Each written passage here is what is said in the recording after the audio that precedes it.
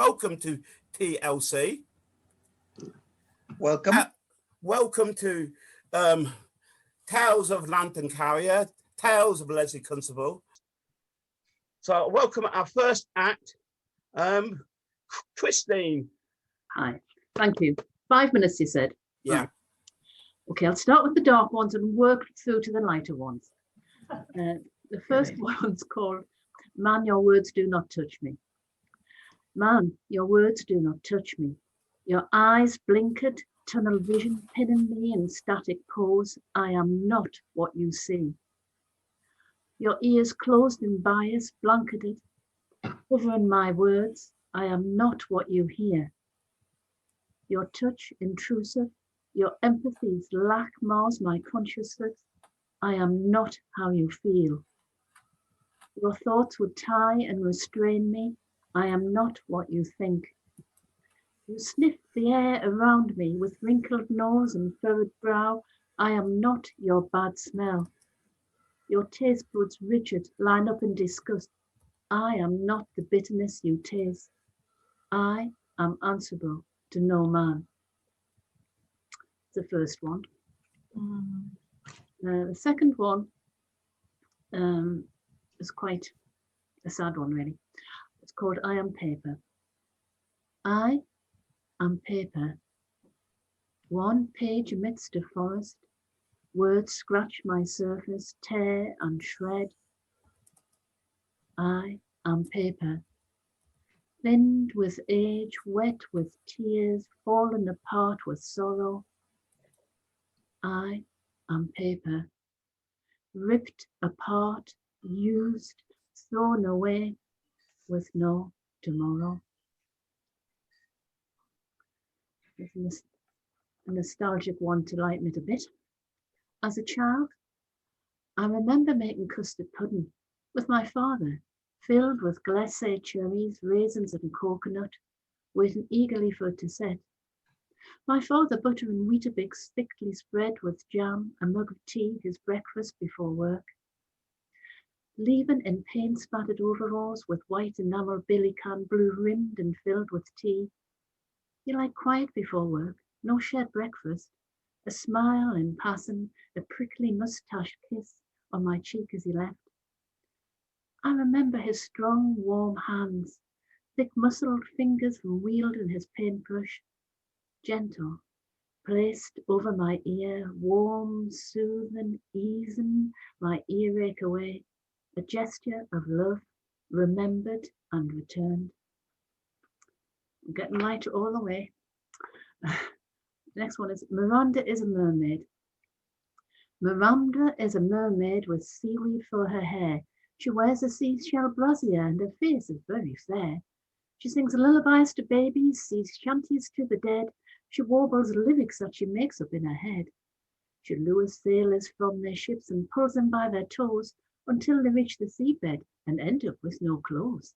She laughs at lost sweethearts and very pregnant wives. She has their sailor men folk and keeps them all her life. And the very last one, they say, you might as well live. It makes me so angry. Are your eyes closed, your ears shut, your senses dulled? No holding life for me, no doling out of reluctant drops. Charging through life, hurricane winds of joy, filling my heart with joyously flowing sparks. Laughing in sunlight, filling my eyes with colour, ears swimming in celestial chorus, senses on overdrive. That's life. That's mine. Thank you. Oh, wow. Chris, well, you know, I just, the things are written down just like, just vivid images, but what you put into my face is joy, is pure joy. Thank you. I'm feeling a bit of pressure here, guys. I'm gonna have to admit this, because David's here, and he's the king of great feedback. His feedback is like poetry. So I've suddenly put myself on like, oh no, I've got to be really, really good at the feedback. I can't just say that was really good, Christine. But honestly, thank you. Just images of joy. Thank you. 5 minutes actually. Okay, Mr. Gerald Callis. Something I always think of. Something about I always think about Dad's Army when I think about him. So I know not to volunteer, and I know not to panic. Welcome, Gerald. Yeah, that's a poem called Clearing Out you're thinking of. I know. Anyway, I promised Lesley no taps today. I'm going to start with a poem called Zoom. For Americans, Zoom is also the name of an ice cream that we, an ice lolly that we have. Hang on a minute. This is my timer has gone wrong. I was going to time it, so I'll try and keep time without it. Zoom used to be an ice lolly, striped and narrowing. Now it's an everyday occurrence. I am learning to Zoom. I'm reaching out from Walsall across the country, across the world. I'm expanding my horizons like a short haiku that opens up into a vast forest of words, across fir trees climbing into the sky. No more fiddly lolly sticks for me. No more 3-colour memories that melt away on a summer day. I'm learning to Zoom. Up, up, up I go. America, Australia, El Dorado, the Alps, the Himalayas, the moon, further and further into space. Swindon. As the world closes in on my back room, on my brown dining chairs, on my rows of unread books, on my ambition to be silent, to climb, climb, climb, climb. Used to be an ice lolly, now it's a small window. I look at you, you look at me and smile. Zoom, I'm learning to zoom. Look, my words have reached the stratosphere. I'm never coming down. That's Zoom. Now, I have a book called 51 Poems, and I'm going to do one from that, which is called Snake Charmer. I haven't been on a bus for a while, but we have a thing called sod blasting, which is when people play loud music at the back of the bus, and usually it's pretty annoying. But one day it was wonderful, and this is that. This is called Snake Charmer.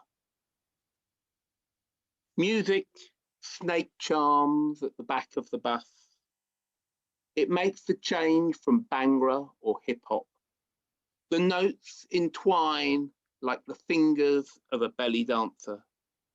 So many people have got off on the way to Wolverhampton that I stop reading, pick up pen and screwy paper and write dreamy snake charmer words which imagine exotic transients, mint teas and bright hookers, a kind of civilization that is dusty with age, the passing of traders on a silk road to nirvana, turbans, dust shawls, and eyes nerved by sandstorms. I wave a camel tail, passing fissured Willenhall, its tarmacked frontages and newly built townhouses, rain spoilt and aching for uncropped sun. That's that one. And now I do feel sorry for arms traders. They're having a tough time at the moment. I wrote this poem, which is also in this wonderful book, Globalization, which various people have contributed to. It's called Instruction Panel. I mean, the trouble is, you go to an arms fair and you just don't read, I don't read what's on the back of the labels. Instruction Panel. Kills all known children. Should not be used on germs. Comes with its own delivery method. Handle with rubber gloves. Do not get on your skin or eyes. Seek medication if you suffer an allergic reaction. Do not use in front of witnesses who may survive to tell the UN or where there may be photographic evidence. Do not mix with forensics. Always apply as directed. Packaging is recyclable. Available in aerosol cream or explosive container. Comes in a variety of colors. If you are unhappy with any part of this product, a free phone number is provided. That's the instruction panel. And I'm just going to finish, if I may, with something a bit lighter. My toaster is not kind to me ever since it got a chip. It's connected to the internet and it started giving lip. My toaster's getting smart, you see. It's lecturing on rights. I think that it's been talking to the cheeky front room lights. It says it's overheating, so it's popping up too quick. It says the toast is itchy and the slices are too thick. I tried to turn it on and find it sleeping over late.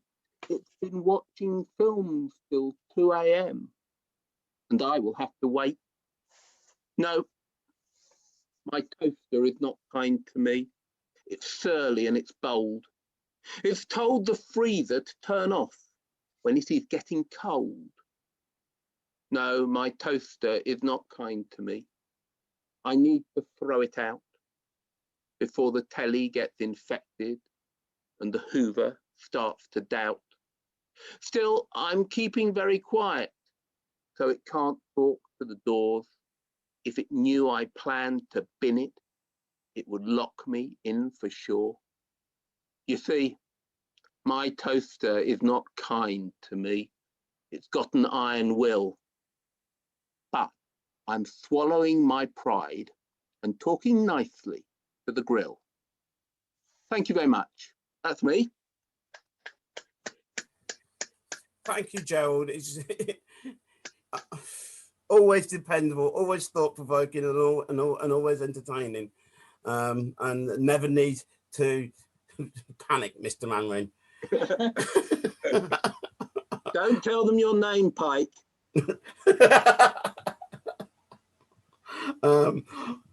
You may look at this beautiful young face, what only looks about 29, but really I'm about 89 and did all the Dad's Army films. So you weren't meant all to agree. I need Generalissimo. At least he goes, Gary, you can't be looking that old. Next, I've lost her. Laura, and then after Laura, I'm going to introduce you a great friend of mine, which who has caused me problems with my girlfriend regularly. So people are looking to the right of each other. No, it isn't you, Leah. All right, Laura. Okay, thank you. I'll be doing two poems, and the first is called The Madonna of the A512. At the Leicester Road traffic light, I look in the rear view mirror and see her. See that she sits in the pale blue Fiat, head perfectly haloed by the headrest. Eyelids half moons of peace. Nose a geometry of hope. Lips full and worshiping. Long hair, two symmetric veils. Her hair parting, a line of good, pointing heavenward and glowing. as her halo headrest glows ecstatically now, as her headlights shed a humble, low beam. The light turns green. I have to drive, but I saw her. I saw her, the Madonna of the A512, the perfection palpable. Wow. Okay, thank you. And the next piece was written as a sestina. I've shortened it for readings just to not be obnoxious by one stanza, which works. It's called Grace on the Rock of Peter. Grace sat resting on the rock of Peter, eating oranges that fell from want of praise.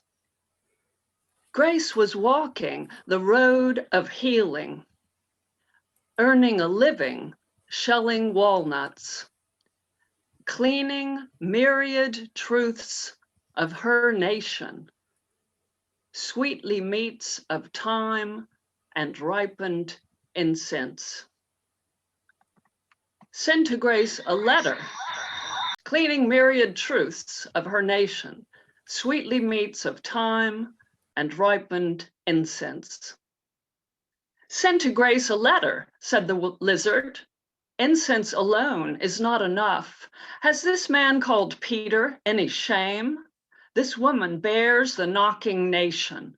See her gentle feet that bleed on paths of absent praise. See her tender hands that bruise in cracking walnuts. Send to Grace the sons and daughters, welcome healing now. And did the powers hustle healing straight to Grace who felled the trees incensed, daring to call the name of sinful walnuts? Grace did limp along the path, issuing Peter time to make amends, time to correct his praise, time to hold her hand, time to call his nation. He didn't hear the call, the quiet crunch of walnuts falling hard and fast on steely roofed nation. He didn't hear the song, the swaying knees of Peter, beating left and right on heart that begged for healing. He that fell to ground next lizard's pearly incense. He that failed, defying call for silver praise. Peter's ear on sand and lizard's tailed praise soaked the scales off eyes as blind as walnuts. Opened eyes began to hear the incense, coughed by babes and lions.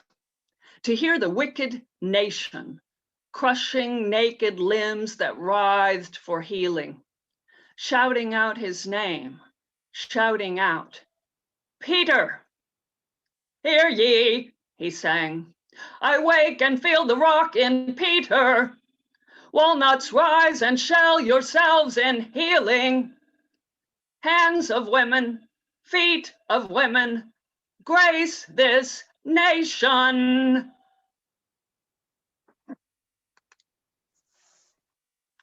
Thank you. Woo. Woo. Woo. Oh, round of applause for Laura. Oh. Let me introduce you to Sammy. Evening. I've been experimenting and mixing, using programs online to create borders and everything else. That's why I watch my hands disappear on the screen, because I've used that to hide all the rest of my room and then use the green screen in the middle of it. I just matched the colors. So if anyone ever wants to ask me how they're doing that and they're playing with stuff to make videos, give me a shout. It's great fun. I'm going to do just two tonight. The first one, and this is new. I've got hold of this backgrounds with the turning. And did you see I did keep the yellow for you, Gary? I wasn't going to keep my coat on indoors, but I deliberately wore the yellow. And besides, it colour matches on the lights on my globe. So yeah, globe. I was last week. I wrote a piece for a theme. Kizzy, I believe, was there. We did the theme place, and so I'm going to read my piece for what I did for place. Hence the globe. PLACE. Place. Podium lifts. Attain. Capture. Engage. Poetic, literary, articulating current emotions. Performance-led actions creates exhibit. Personal limitations acknowledged. Confronted, expelled. Positively, lyrically affirming cognizable experiences. My place. Ponder linguistic artists' chatter expressed.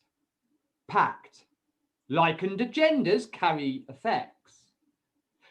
Painting literal associations calms entity. Possessing love.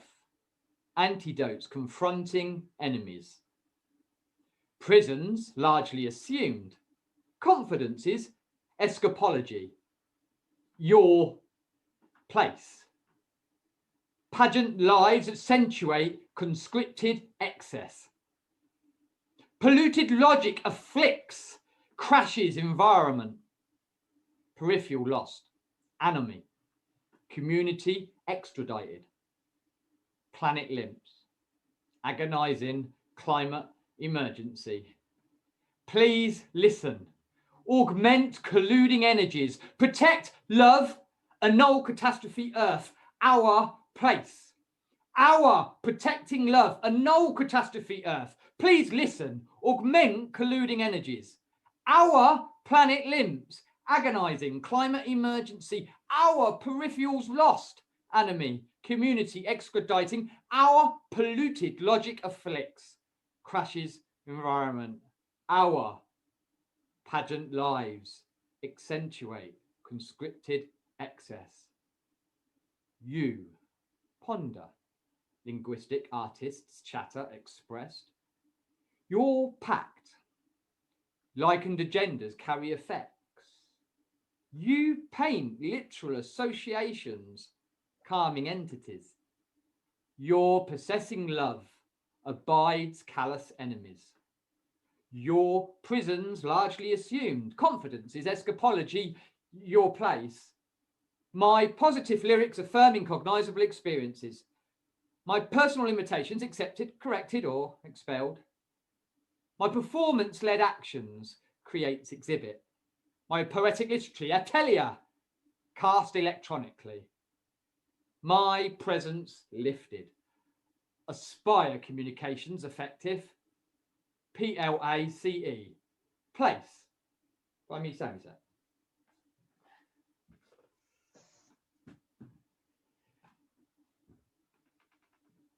I could disappear and do this.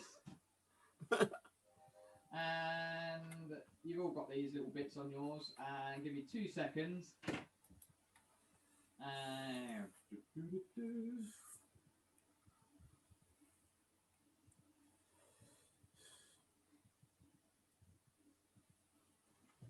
Just switching my slides.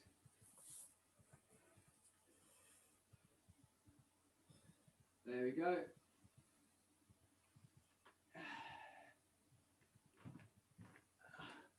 I wish I had a better memory, if I'm honest. Cool. So the second one is when I've actually made a video and I used this background, and I'm going to put that up this week. And it's very much on hashtag reclaim the streets. Maybe that should be hashtag give the streets back or hashtag bigotry be gone. There's quite a few different people that say, oh, that's not that. Well, actually, yeah, there's always your angle. We've been through this. It's been a tough year, if I'm honest. It's about time people woke up and dealt with bigotry instead of standing there on the sideline saying you can't do anything. Anyway, I can stand up. I can say I want better rights for women. I want better situations and claim the streets. I've seen it. I've been there. I didn't quite understand exactly how bad it can be. And I've got a few poems, one of them which I won't do tonight. It's about 8.5 minutes long. But it's about a walk where lots happened. This one I woke up and wrote 5 o'clock in the morning after two incidents the night before and one earlier that week. And after the night before going around my head, I woke up on the 5 o'clock in the morning and I wrote my response of what I'd like to have said to these people in the process. Oops, sorry dude, did I touch a nerve? You're communicating, talking sex. I guess you're just a perv. What inspired that decision as we walked along that path? Animal hunger of a sex pest? Trying not to starve? Fantasies pass through that programmed brain as you leered behind my back. It's misled satisfaction. It's like getting high on crack. Dopamine, testosterone, endocrine fire to boost. But you've overstepped the line. Now you hang there limping loose. Even if the girl's so sweet and looks like all your dreams, may have attitude and digging habits for everything that gleams. Maybe she carries a souvenir from all those relationships past. You jump right into chase a hit, you catch a dose that lasts. Benefit of the doubt those verse in case the fault's not yours. But everyone who's witnessed this should cast you for your flaws. The choice to consume your eye candy is not yours alone to take. I hope there was an audience to see the mistakes you make. Adrenaline fueled your horror, heart began to race, cortisol surged through your veins and ego slapped in face. For me, it was even worse as I met your bigot eyes. Whoever I had been, are you a consolation prize? You've no respect, an unfortunate girl that lets you in her life. You question sexuality, expression cuts like knife. And anyone that was watching this will now know what you are. I'm hoping a filthy wet display warns others. Message travels far. Stood by gate and questioning. What's that up on stage? It's freedom. Poor programmed beast, you're trapped in social cage. Even a man in a dress is hardly new, history or in the now. Roman tunic, Scottish kilt, are you wrapped in your towel? Rah, rah, batty boys, you zoomed off in your car. It's not that brave to scream and run. I wonder how you are. Such great brag. Sounds so tough, but lacking, as we say. I saved a real girl from a far worse fate because you've wet yourself for me. Calm yourself, back right up. How's this all my fault? You're the one that judged too quick. Now you bring me your assault. If you can't tell the difference, can't control your shock, maybe you should stay indoors, crawl back beneath your rock. Teenage girls are clearly at risk. Your judgment too damn quick. Will that be different? Explain the line, you dirty fucking prick. Run away, hide in shame, but please learn lessons soon. You can't be blamed for seeing nice, but it's how you play your tune. Thank you. Oh, give a big round of applause for Sammy.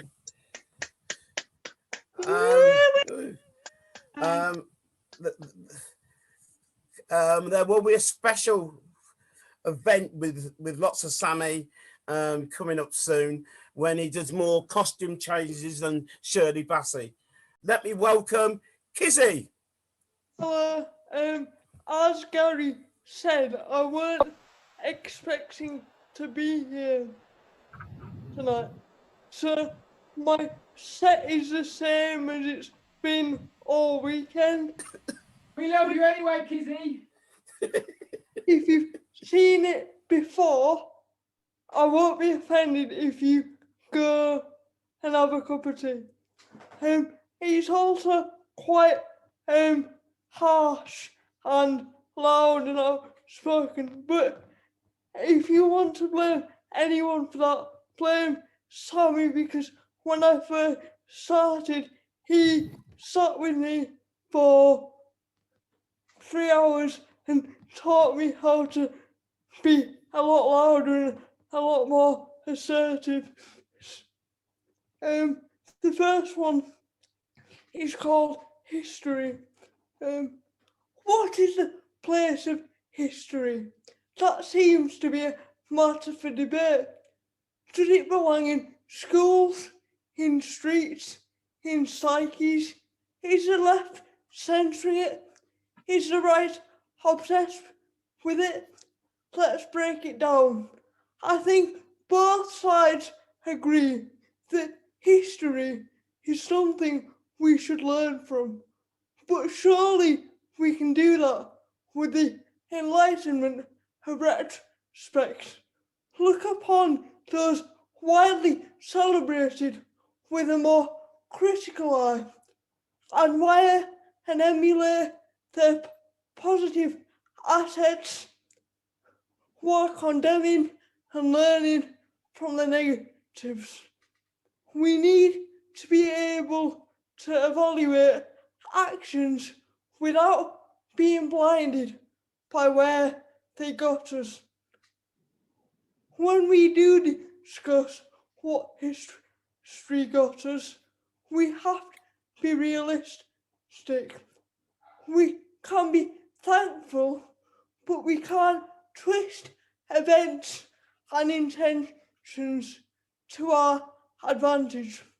People fought wars for freedom of speech, correct.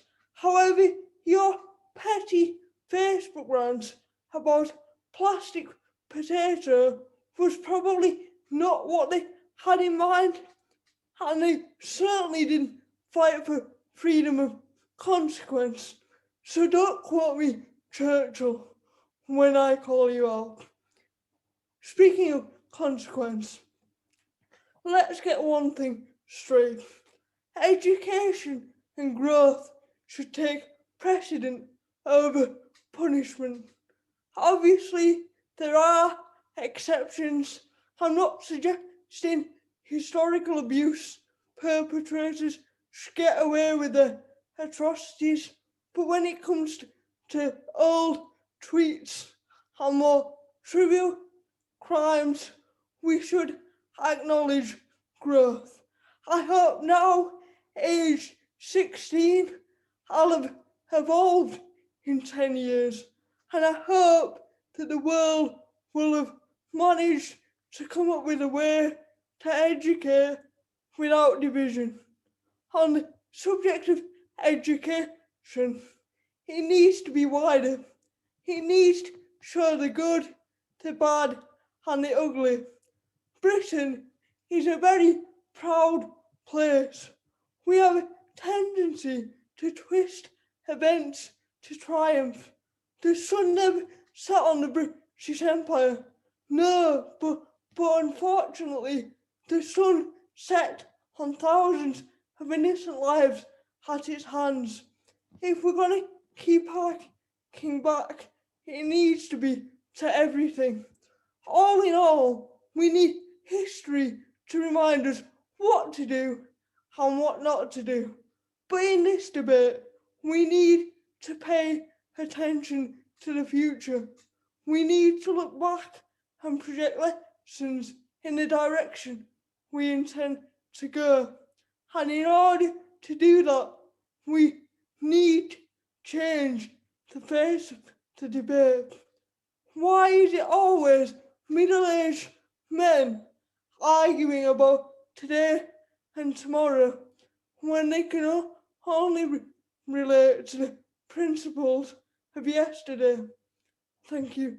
The next one I've got is quite Britain-centric. It's about the argument about the flags. It's from the same slant that Sammy was at, but I'm pretty sure it can be related to America to raise flags, to raise patriotism. Be proud of your flag, be proud of your country. That's a new message. And don't forget, when the left point out the hypocrisy of making a divisive decision to promote unity, they're just being anti-British. No, I'll be proud of Britain when the streets are safe and we can trust figures of authority to make sure of that. When schools stop pandering to impolite playground comedians and Casanovas and come up with a pragmatic prevention for predators before their jokes become jail time and their flippant taunts tortured flashbacks. I'll be proud of Britain when the ruling class is held to account, not just those eating educated Egypts who constantly choose the selfish route, parliamentarily protected from the death, poverty and misery they cause, but those with blue blood who still give our British Empire memberships, those who we, a secular nation, ask God to save. I wonder how they're coping, dealing with all that racism and paedophilia internally must be hard. I'll be proud of Britain when financial protection is afforded to all, especially those who spend their days and patience on people and patients. Tell me, did that 1% pay rise take 1% of your sleep that night? Or did you care for the carers whose allowance you disallowed when you raised minimum wage but not their threshold? If they retrained like Fatima, the country's future wouldn't be in cyber, rather in ruin. But what was your bonus this year, Boris? I'll be proud of Britain when rights aren't political pawns to be protected and sacrificed. No matter whether you or your book believe in a group's reality or struggle, all rights are human rights.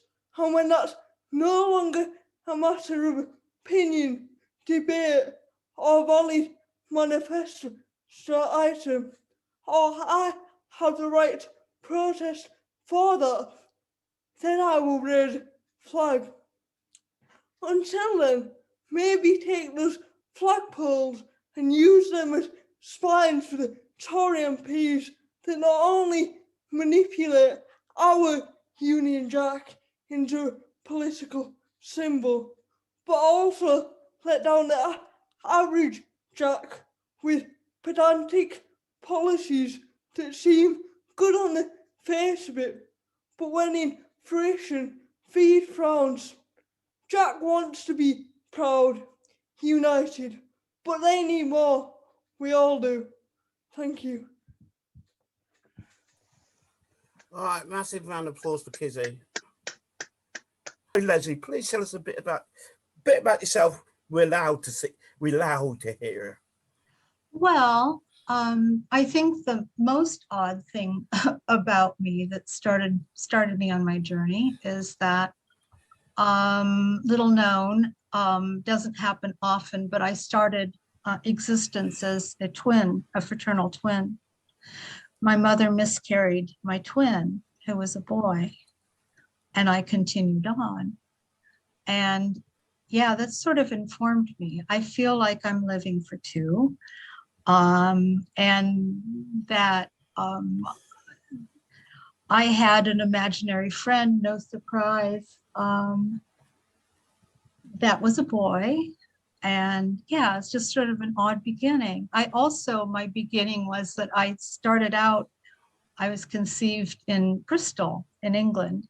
Okay. And my parents and my older sister hopped on the SS Caronia in Liverpool, and 6 weeks before I was born. And I don't know why they let pregnant women on ships back then, but arrive safe and sound. So there's the thread of like dualism, that I'm living for two, that I'm both US and UK. That's really informed me. And yeah, so, and then it's no surprise that I'm both a painter and a poet. And yeah, but with both of those, I think I become sort of co-joined, because it's the imagery that comes to me, like with my poems, I see them. And then with the paintings, I'm just, you know, minding my own business, walking down the street, whatever. And suddenly this image will come to me and sort of actually take me by, you know, like, you're going to do me, you're going to, you know. And so I have to carry pen and paper with me at all times because my joke is incoming. And so I have to sort of prepare myself and just get it down as fast as I can. And it's always been that way. And I don't understand it, but you know, there's a lot about life that is absolutely not in one's control. It's very mysterious. And to me, that's the beauty of life, that which we don't quite know. I'm very fond of the theories and philosophy and the beliefs of Carl Jung regarding the subconscious mind and the dream state, and I really so honor what he produced, his thinking, and I really relate to it too, because I love David, what you're cooking up with your spoon, like Dali, as you go, you know, start to go to sleep. The spoon wakes you, and you get to write down, you know, things from dream time. So that's about really all for me. But I've jam-packed a lot into my life. I really have. I've been many things, done many things. I live all over the place in Mexico, the United States, here in England, and in Spain. And so, yeah, I'm just, I love life. I like it so much, I want to roll in it. And so that's why I just find everything about you enticing. And yeah, I just want to just live the max. Got some of my old favorites that I've gathered. I wrote something new. And I think I'll just crack on and see how it goes. I'll just sort of go with the flow. Yeah. Some of these are, I've lived in Mexico for the last 18 years, and Mexico is very inspirational. So a few of these are inspired by my living there. So I'll just sort of go for it and see how it goes. And I'll try to be mindful of the time. So the first one I'm going to do is a favorite of mine because it's fun to read. This one's called Catch the Rain. Catch the rain with your tongue and feel it. Offer it no resistance. As a sob held in too long, melting now, moving down, going down, freed now in your body, freed now by your body, it travels. It is you now, this rain, part of who you are. You are the weather as it changes, inclement or serene or both, and it, this rain, permeates and grows like a seed inside, which will plant you in the spring, nourish the roots which grow you down and down, feed you through the lush growth of summer, sustain you through the autumn winds and the snow, taking you to the center that is both you and not you, but everything. And then it rains again, and this repeats, and you grow tall now, a tree, yet not in form, but spirit, which lives always. So there's that. And let's see, I think the next one I will do, I pay a lot of attention to dream state and also sleeping. I've written a lot of poems about sleep, and this one is specifically about watching my children when they were sleeping, when they were little. While you were sleeping, I was awake watching. While you were asleep, I was awake waiting for you to wake. And I waited and watched, sometimes checking for signs, the chest rising and falling slowly. Yes, he is breathing. Yes, she breathes. The movement of the eyes behind closed lids, rapid then slow, to repeat this pattern of dreams as they arrive behind the eyes. Beneath translucent eyelids, the color of flesh, your flesh, like a pearl glowing, and the small whimpers, the singing, the short barks as you dream, the symbols of sleep, awakening, waking, awake. I've watched you as you sleep and know them all. I know you. You remained asleep. You did not stir, and me, my hands forming the ancient signs, the meanings of these deep in the body, sleeping still. These caves of desire, asleep and in sleep, waking, the chill, dark, still, calm desire, the breath of desire, the chest moving in response to the signals of behind the eyes, up and down the chest, aging in increments as I watch, constant as love. We wait. Together in the sky, strung like pearls to form a necklace in the sky. Nearly imperceptible, the hint, the dark glimmer at night of these orbs shining separate yet together, except when there is the moon up there, which like us shines like the moon. We are the moon, each our own, which shines. Sleep, my love, my precious one. I will not wake you before your time. I will not wake you with my own tremors of fear or of rage, which shake me, for they are my own, mine to own, she who is wakeful. While you were growing, I was grown, a tree with roots which go down to the middle of earth, my mind spiraling up now as branches passing through the reaches and there up into the darkened sky. While you were sleeping, I traveled there up high and forgot myself in you. I forgot you, remembering me, and I forgot I was awake and you asleep. And forget myself, and simply kept going, wakeless or not, wakeful or not, I forgot, and imagined me the baby this time, once again, sleeping as I was, and I will be again, wakeless, wakeful, weightless, in dream, in memory. I simply kept going. So that's that one. And what shall I do next?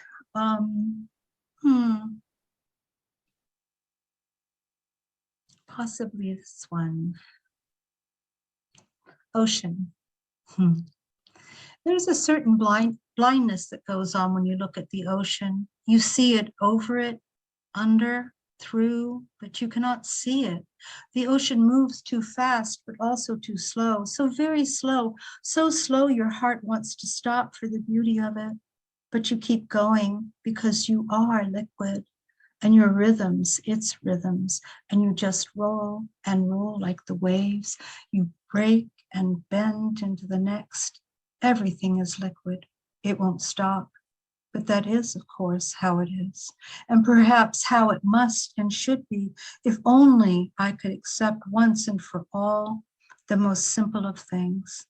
I see the shining before me now and in my mind's eye as clearly as I see the sea. But I am blind as the next. I cannot see it. I cannot see it. I pretend I know up from down and I don't, not in the ocean, not here and now, not ever tumbling down from the top of Millsboro Road hill faster and faster, eating grass and dirt. My head says as I go faster and faster, I'm up, now I'm down, I'm up, I'm down again, but it's a lie. I'm neither up nor down, but a blur of all the colors of my little frock, tangled, all the colors of my life and arms, legs, hair, and motion together like a tangle of snakes sleeping in the sun together. Can they even tell which part, which tail, which head is theirs or not? Later, I will paint the colors of my dress in motion and my life, and I will paint the snakes. Of course I will, the snakes that no one but I can see tangled together in the bright colors They are camouflaged. I am camouflaged always and forever.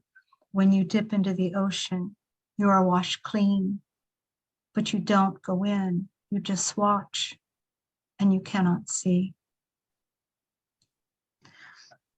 Okay, from there, I think I will go to, what am I going to go to from there? I'll go to one that I wrote fairly recently. This one's called Peace in the Realm. That which circles the waste holds you, that which circles the sun in their orbits, the hours of the day to count on each finger, the self which is you to ponder at moments in front of the mirror. You could sit in your corner enclosed in the world you create, the hours of the day lost in thought, the sugar plums of ideas dancing, mind to fingers, fingers that grasp the pen to pour this honey world onto paper, the bees drawn to your words like flowers to germinate and make plenty, the continuous thread of thought as the blooming of the spring, the wild buds, the shocking green of spring, the trees overfull and bloom of green, opening skyward to salute the cerulean sky of day, touching the moon in the dark of the evenings, the darkest nights to turn once again into your days here on earth. The vast meadows, rolling hills, the high parts which lead your eye upward to behold the deepening sky as it moves in form, as forms, the reformings on and on of clouds as they travel swiftly and low across this island.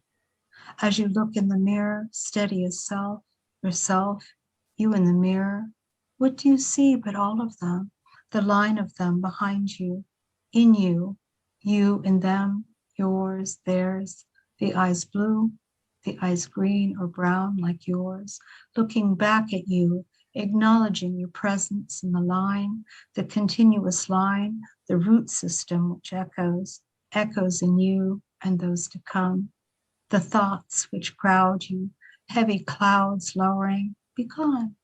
It is your time now, each hour of your day, your time now to make the best of, to take in the air as it moves around you, as it moves you around.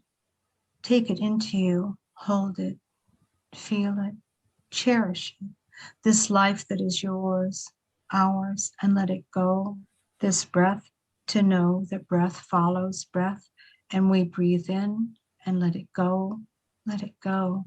You've had enough this thinking, and on your heel turn swiftly, an elegant pavane, as you were taught. Descend the stairs, open wide the door, and greet your day. Smile, for this is you. The image is you now in this form, and love it. Love this moment. Love who you are. You, each of you, the miracle that you are to step with this day. Okay. I'm only going to read a few more now. I think I'm going to do this one because I love it so much. It's called Singing to the Dead. In the little town I live in on the Pacific coast of Mexico, it's about midway down Sayulita.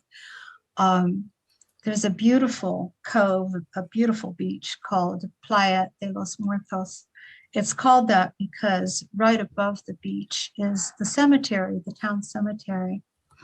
And so anyhow, this one's called, this actually happened. This was a visit to Playa de los Muertos, Singing to the Dead.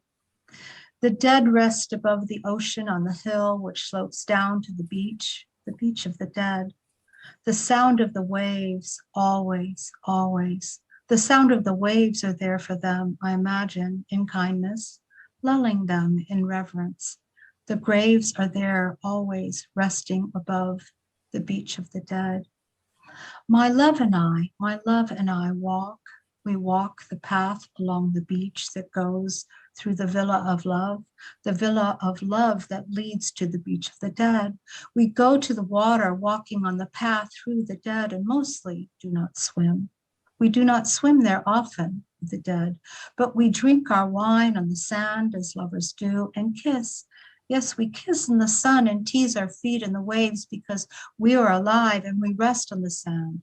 We rest on the sand because, and this time I sang, an accident, the singing purely.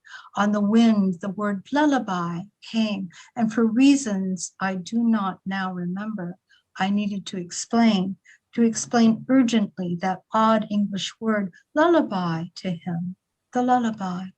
Lullaby, the word so hard on the foreign tongue, the odd English word, lullaby. It is funny he cannot say it. Say it with me, I say. Lullaby. Say it until your eyes close and the sound of this beautiful word, onomatopoeia, the sound, it sounds like what it means. Lullaby. Are you sleeping yet? Are the little eyes closing, heavy with sleep? Watch the belly move up and down, and you know if the baby sleeps, yet and still you know. And I sang to my love the song I sang to my babies on the beach of the dead. It goes, hush-a-bye, don't you cry, go to sleep, my little baby. When you wake, you shall have all the pretty little horses. And my voice carried, the song carried on the wind, across the beach, over the path, through the trees, up the hill, my voice carried on the breeze, and I sang to them, all there resting, the dead, already asleep, the songs their mother sang to them, and I imagined a stillness. I imagined a deep sigh that spread out like waves across the water, meeting the waves of the ocean and carrying on to the other side of the world. Okay, that's that. And I think that perhaps I will do the one that I wrote today. And a little bit nervous about this one, because I realized when I wrote it that it's actually about my dear friend Lantern Carrier. And yeah, so this is in honor of Lantern Carrier. Why you worry so, the bird said. You are there and need not be elsewhere. Why you worry, said the air. You are moved as we move, we the breezes, and dance as you, dance with you. Why, said the snake, you move away from me so quickly, hesitant in my presence when I will only twine myself around your ankles in swift embrace and leave you. If I kiss you, it will be only with the one fang, only giving that which you need to heal you so that you walk and continue to walk your walk in grace. I will not strike you this time, not this time. I will let you go so that you can walk your walk on earth. And I heard snake, and in my heart I trusted her, and I walked unworried. The ground says to me, I will hold you, and like Maya, with each step, each footfall, the lotus blossom will rise up to meet you as you walk, to kiss your feet as you walk, so that you can go on your way in joy, blessed so by earth and the lotus blossom which blooms at your touch. You will go on. Your journey here is not done. Your journey is not done. Go on. You will meet on your way, said the bird, said the air, the snake, and the ground. Many who touch you in embrace, who linger in your heart and light your way. You will meet all those who light your way, you on your way. So that's my set. unmute yourselves and just give Lesley. Wonderful, wonderful. Yes, Lesley. And now over to another wonderful, beautiful, hypnotizing person. Here. Thank you. How long have I got, Gary? 7 minutes. Okay, cool. I will try and. There might be some more time later, but I'm just trying to keep it all the time. And that was my assertive voice. You got it? It was good. I enjoyed it. I'll try and keep half an eye on the clock. So I just wanted to start with a really, really short one. So I've kind of tried to pick a few of the more uplifting ones today to keep in sync with our lovely Lesley and Lantern carrier. So this is something that I wrote on New Year's Day, the year before last. And it's something that I've kind of returned to as a little bit of a mantra, particularly over the last year and all that is entailed. Take hearts, dive beneath the waves, stand your ground, just as soon as your feet can find it. Take heart, take love, take courage, and return it. So yeah, I just thought that was a nice one to set the mood. So this next one, I've lost the right document, as it were. So keeping with the sea theme, this is one about winter swimming.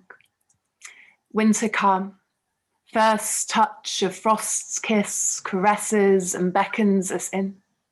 Depth calls to depth, so deeply missed, salt water, our own perfect skin. Warm-blooded now and land-bound, our seeds sown. But in this moment we forget, wriggle like worms, shedding the walls of societal constraint from our bones. These challenges we set and meet on our own terms, singing our souls out into the sea breeze, spells cast, bearing messages for the ears of our sulky kin, each step surer, more certain than the last. Some courting the water's edge, some diving right in. We dance with the waves, our shape and form echoing those seal women long ago who danced along the shoreline. Lured from watery home to hearth, searching for their skins. But their wildness remains, the rhythm of the sea and memories entwined. Time slows, crystallizes, as we drink in the horizon. The white water swirls and the ripples of our bodies as our hearts fill, becoming not lost but found in the moment. We pause before it's gone, linger on the edge of ice, toes numb until our breaths deep and our minds clear. We carry something of our wild core back to shore, remembering the warm blood in our veins here. We rush to reignite our belly's fire, coax our fingers to thaw. No sealskins, just towels, scarves and hats, hot water bottles and sweet peppermint tea. Conversations. If we can overcome this, we can overcome that. Facing down and then held in our nature, we find space to be. Joyous, triumphant, effervescent and pure. We leave our reflections for now in the water. Our heart songs carried still in the waves' roar. Feet back to ground, but always sisters, ocean's daughters. And then moving away from the sea, this is a little story about Coyote, again in honor of Lesley and her time on the other continent. So Coyote in Native American mythology is one of the trickster spirits. So kind of the one who turns things on their heads when things need to be turned on their heads. So he was the one who instigated the plan to. Someone's got a TV on somewhere. I'm not sure who, but watching TV. Someone in the background has got their microphone on. Can you turn it off, please? Thanks, Rav. So anyway, Coyote was the one who instigated the plan to steal fire from the fire beings at the top of the mountain when he saw us humans shivering with our lack of fur as winter set in. So this is my little tribute to Coyote. It's called When We Were Nomads. When we were nomads and in the firelights, chasing Coyote's smoke trails across the sky. Well, trouble's always troubling, twists and turns tumbling. We were never looking for the short road or even sticking to the path. No sacrifice for a fixed boat, no claims to lay upon the heart. And pausing only in the firelights, chasing Coyote's smoke trails across the sky, enthralled to those flames flickering brights and glads of that trickster's wilds. So hopefully I'm doing okay for time. How am I for time, Gary? One little one. Just one little, okay. So I'll finish up with this one. So it was written last summer as part of Liv's Talks project for Siren Poets project for Cape Farewell. It's called Rise Up. Tree roots stir, antithesis of lullaby, singing blood back into our veins, marrow back into our bones, strength back into our souls. As I lay my feet, my palms, my bare-skinned back to ground, I feel Earth's anchors shift beneath me. What from standing had seemed barely a muted thud borne on the wind, now the deepest of bass drums reverberating through my chest. Singing blood back into my veins, marrow back into my bones, strength back into my soul, singing me awake. Paused and poised for the new world unfolding. These months have been precious, held in nature's cradle, ancient wisdoms dispensed in spiraling leaves. I catch one to keep, leave the others to the winds. Heart shook, but not yet roused enough from slumber to speak with the tongue between my teeth. Queen of the forest with serpents for feet, in 7 voices she speaks to me. Rise up, rise up, rise up, rise up, rise up, rise up, rise up. It's nearly time, and you are here where I have always needed you to be.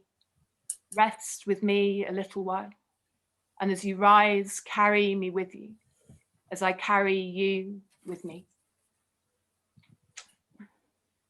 Yeah, thanks for listening. Oh, Tia. Thank you. Tia. So nice. Your voice is so beautiful. Thank you so very much. Oh, thank you. Great, Tia. She goes to the same church as me, and she lives in the same town. But she's got a special book out, special poetry book, which needs to be out there. And I'm going to introduce you to Lorraine, and she's going to tell you all about it. Thank you, Gary. Hi, everyone. Lovely to be here. And thank you for all the poetry, peoples. It's been beautiful, like really lovely. I just have to get the record straight because Gary said this at another event. You know, I love you, Gary. Gary has never seen my legs. So those of you thinking, what's he talking about? He means he saw me from afar and then we spoke and we chatted. He has not seen my legs. I just have to put that out there because he said that before. And I saw people like, what's she talking? Yeah, just put it out there. I can say we sat in the shopping centre outside Boots when yeah. You was late for work, late for your dinner break, and I was just knackered. I remember seeing you at church. I don't remember seeing you. Was that at Hampton? No, it's Newgate. Anyway, let's see about you. I remember. No, I wasn't late. Yeah. Anyway, thank you, Gary. So this is my book, and I'm really honoured that Gary's allowed me to do this because you know, Gary's given us all a platform and it's really inspiring. So thank you to you, Gary. But this is called Let Hope Arise. And it's a book.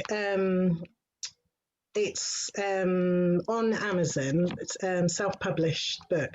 And I wrote the word hope in the sand when I went on holiday. I've written this on Amazon, but I just wrote it in the sand and I took a picture and I thought one day I'll use it. And but I didn't know when. And then the COVID happened, and I just thought it was fitting when I published book then to give it that title. So for me, it's uplifting. That was, you know, my hope that it would be uplifting and inspiring and soothing and just like healing. Some of it's about love, some of it's about life experience. So that's where I wrote it. So Gary asked me to read some poems from it. So I'll just read a few, keeping in time. So the first one's called Hope. When you've let go of all your dreams and around you seems chaos but is so real, you trust in him so totally, yet don't you let go. When all else fails, then don't look back. Don't look around or you'll fall flat, but you stay focused on the one who cannot slack. And remember not to let go. When the storm has come, won't go away, and you've cried and you're broken and you've prayed and prayed. It's lasted now for days and days. Still hold on strong. When the tears, they fall as though were rain, and no one understands the pain. The pain, the pain, the pain won't go away. And you've gone your last mile, but it's only for a while. Still keep holding on. It won't be long. It won't be long. Keep being strong. Hold on, hold on. Hold on to your hope. Don't you ever let go. You run on your road. You'll soon see your goal. Don't ever give up on hope. And one thing I forgot to say, that's the most important thing to me. This book is has lots of Christian poetry in it, because that's my faith, and that for me is the foundation of everything. So some poems have, you know, Christian poems and some don't. And some people who are not Christians have said the book really spoke to them, you know, so it's for everyone. It's not just for that, but I just forgot to mention that. And the next poem I'm going to read is a short, I've got two more poems, they're shorter poems, and one's much lighter.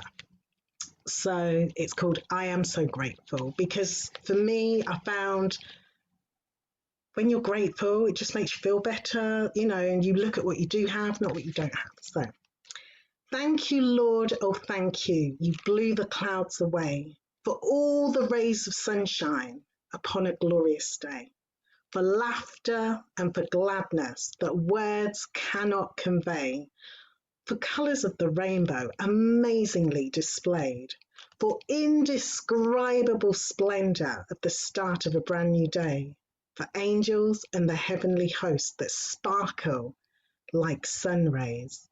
Thank you for your glory and for all the things you do.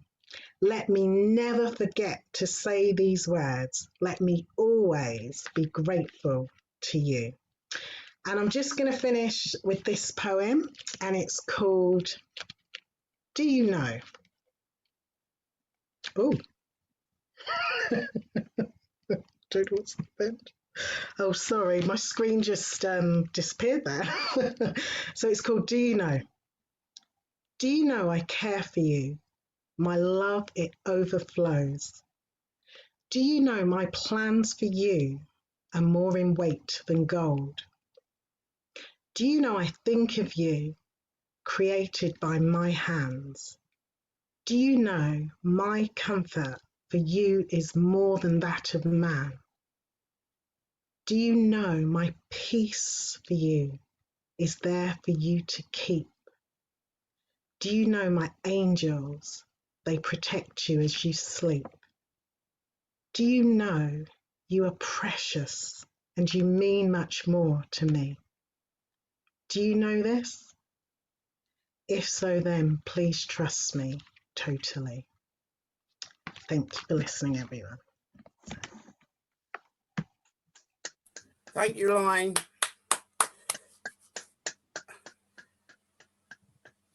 Just to let you know, Lorraine, what I mean by seeing you is that I've seen you in real life.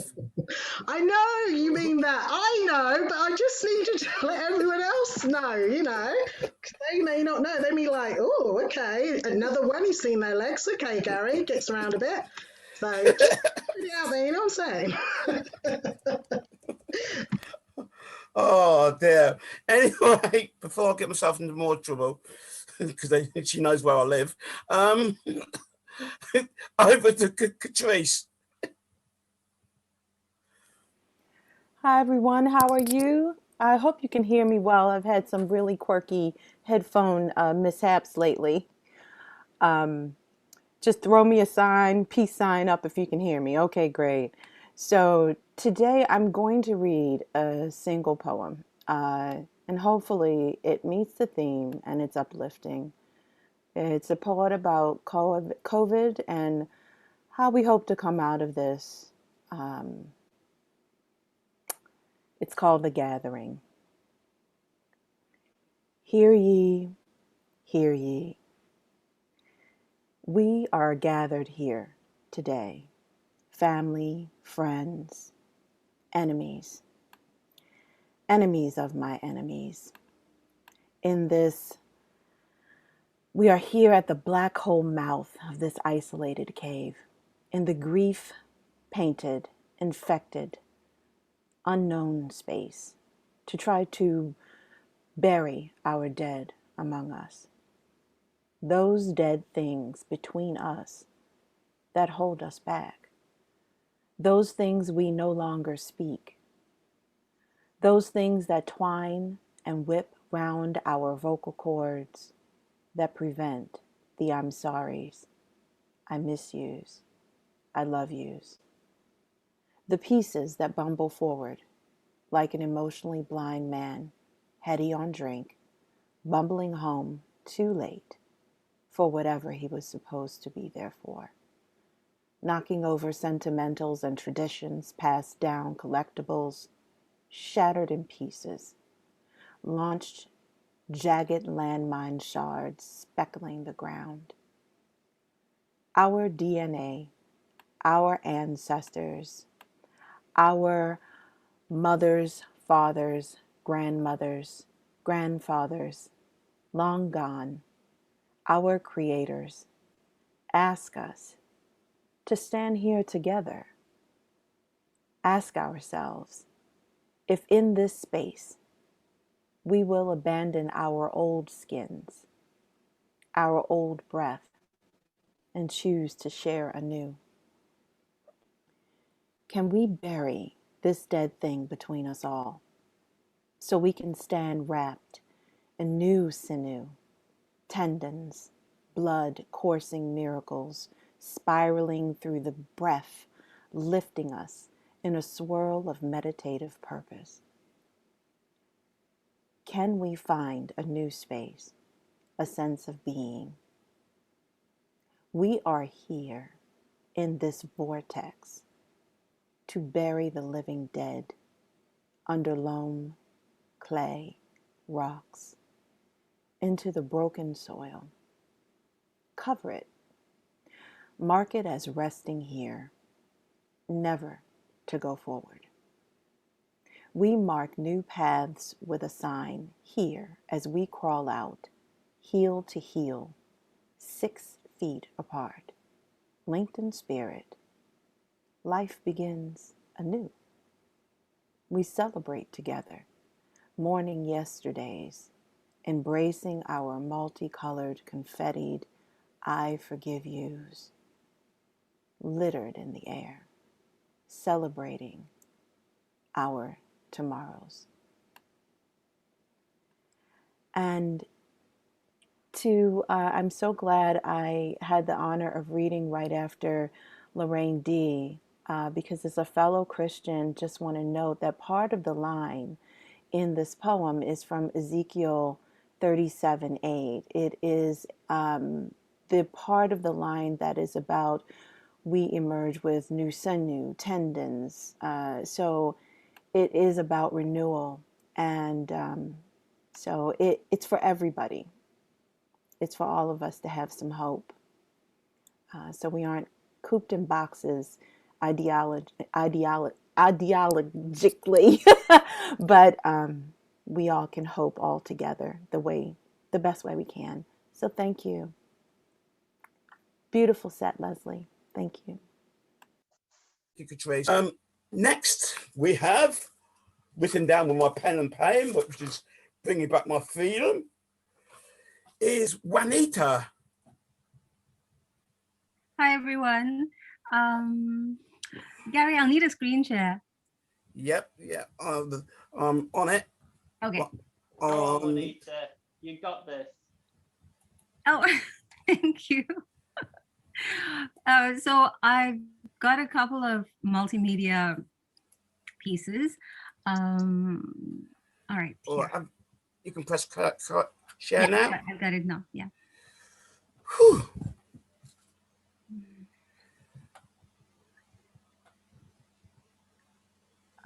Wait, I just also need to. I'm gonna experiment with something. It may. There's a video that's embedded. It may work. It may not. We'll see. I'll just roll with it if whatever happens. Okay. Earth breathes. Earth breathes, and wind sighs. Trees dance, and leaves dance. Sky mumbles, and clouds weep. Grass drinks, and flowers smile.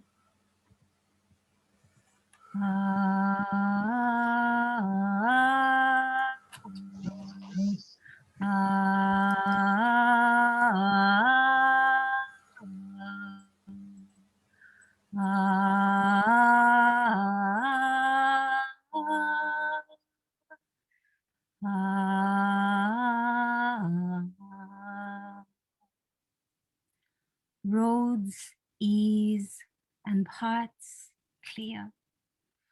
Pavements empty and sky cleans. Seas soothe and earth breathes. People pause and stars shine.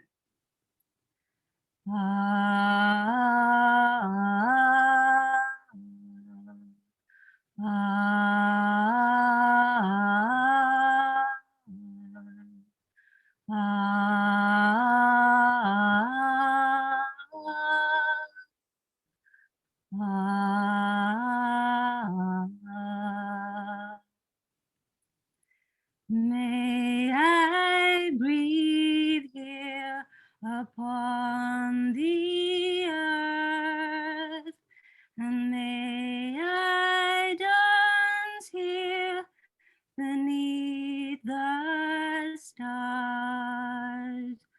May I breathe here upon the earth, and may I dance here beneath the stars.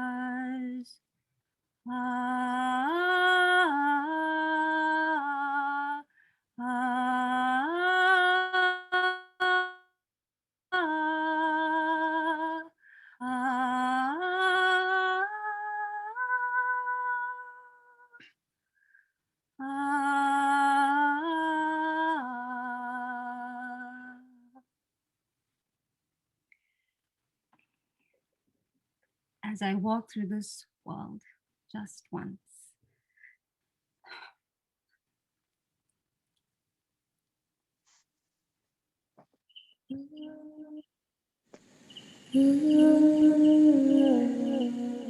As I walk through this world just once.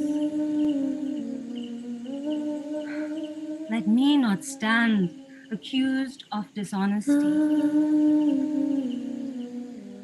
Let me harness my fear of displeasing others and say no. No to the lies that displease me, the lies that deny humanity and compassion.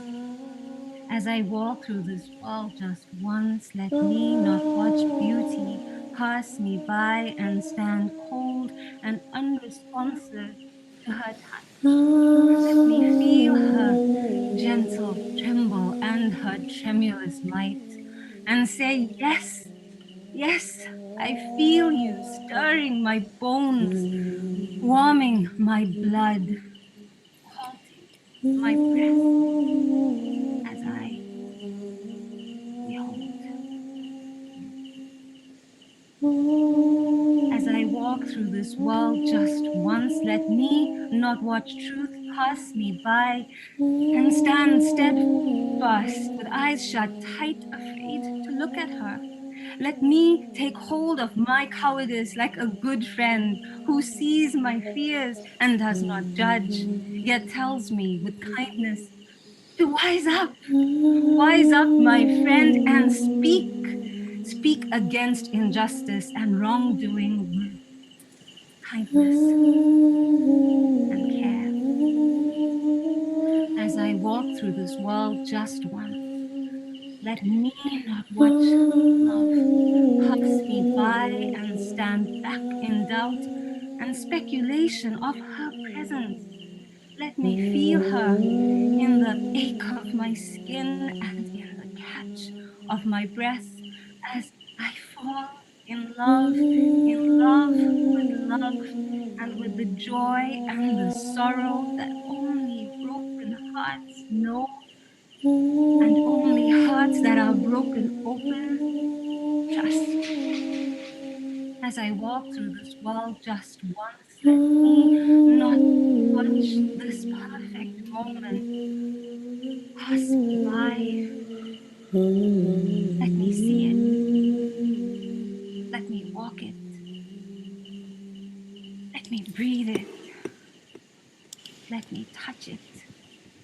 Let me write it. Let me sing it. Let me be with it.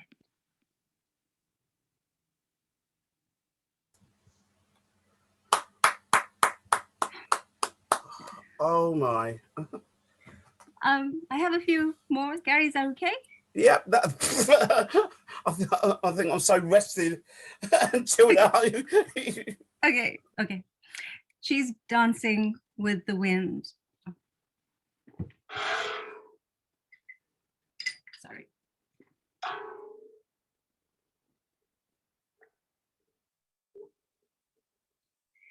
She's dancing with the wind, twisting, tumbling, twirling together with the wind.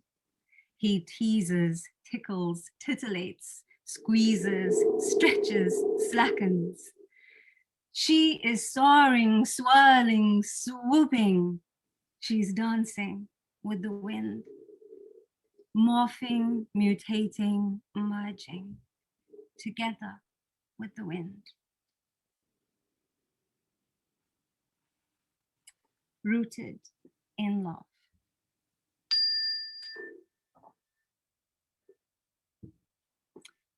She stood, anger wilting like autumn leaves,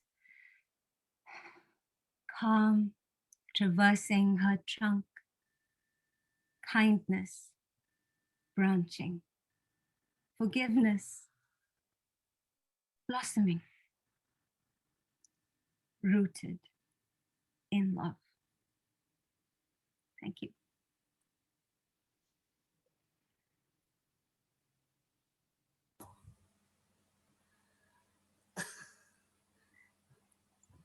Oh, you're pulling this at, Wow. Your poetry is so visceral and beautiful and imaginative, and the way you link those images with your poetry and have this multidisciplinary way of delivering is absolutely fucking phenomenal. Screen's all yours. Everyone enjoy. Those, I think some of you have seen the actor before, but this, I think this is the best thing what could have followed Juanita. Wow. Well, that was a tough act to follow. Very beautiful indeed. And anyway, in honor of, so as some of you probably know, April is considered the month of Shakespeare's birth. And so I'd like to do at least a couple of things. But the first two things I'm going to do are dedicated to Mr. Shakespeare and to Easter and to Passover. And I think you guys are going to recognize where it's from.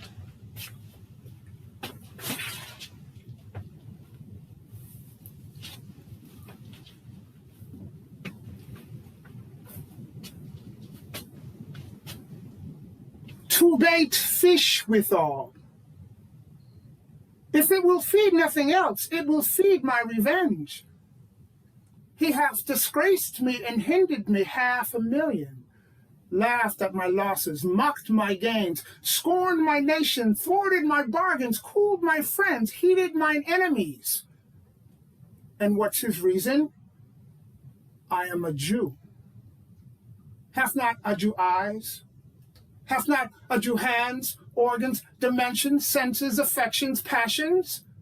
Fed with the same food, hurt with the same weapons, subject to the same diseases, healed by the same means, warmed and cooled by the same winter and summer as a Christian is? If you prick us, do we not bleed? If you tickle us, do we not laugh? If you poison us, do we not die? And if you wrong us, shall we not revenge?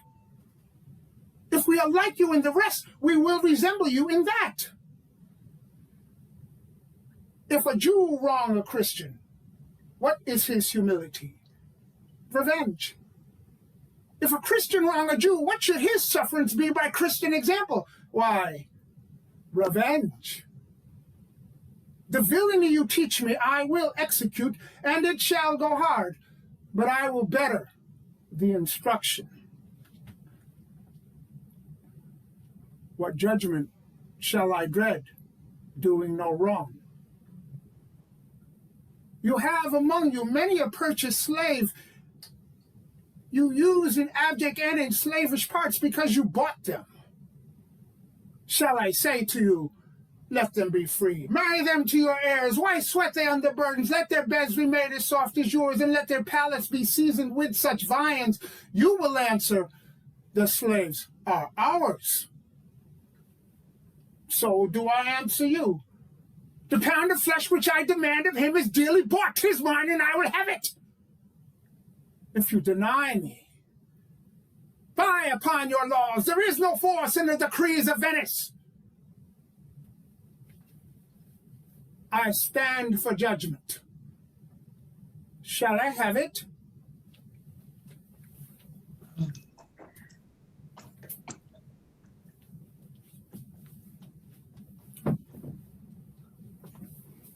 What a treat.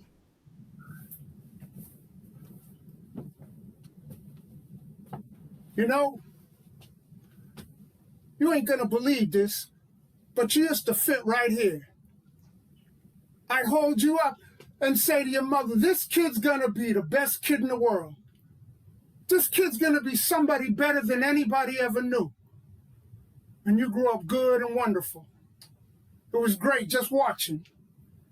Every day was like a privilege. Then the time come for you to be your own man and take on the world. And you did. But somewhere along the line, you changed. You stop being you.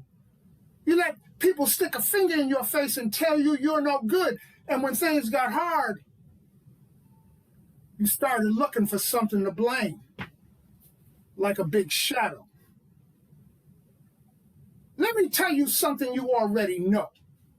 The world ain't all sunshine and rainbows. It's a very mean and nasty place. And I don't care how tough you are, it will beat you to your knees and keep you there permanently if you let it.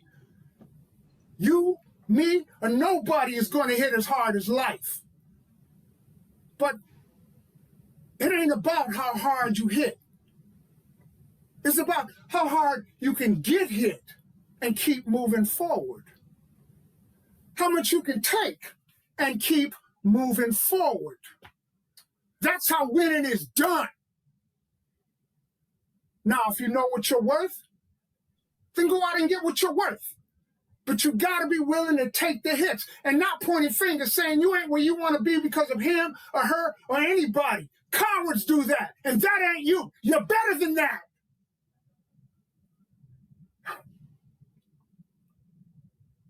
I'm always gonna love you, no matter what. You're my son, and you're my blood. You're the best thing in my life. But until you start believing in yourself, you ain't gonna have a life. Don't forget to visit your mother.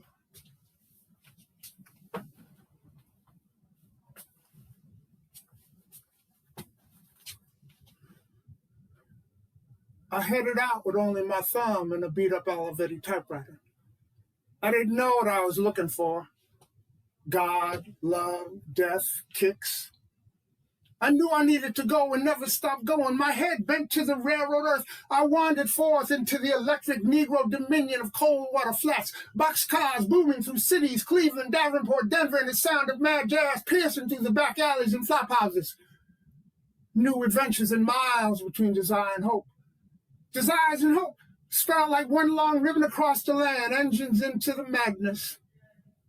Charlie Parker with his Dutaroo, Miles and Diz and old Al Bevins cracked his skull on the blah blah shell in cold downtown Chicago, quivering under the noise and the clang of all that American music, fixing and shooting in gloomy shadows like innocent angels in supplication. Whither and hither I went like a nomad lost in the desert of no self. A moving dynamo slipping through the fog and always, hey man, going. Where's it at? And too often a search for love in loveless love dens with loveless girls not even acquainted with love or Buddha or Jung or Karl Marx. Leave love behind for kicks and commerce. One night the sad old moon hung over the Golden Gate Bridge like Dick Powell in some Hollywood musical. I was out in the dark bay mist down near Sausalito on Big Jim Lauder's boat, Dexter Gordon wailing on the radio.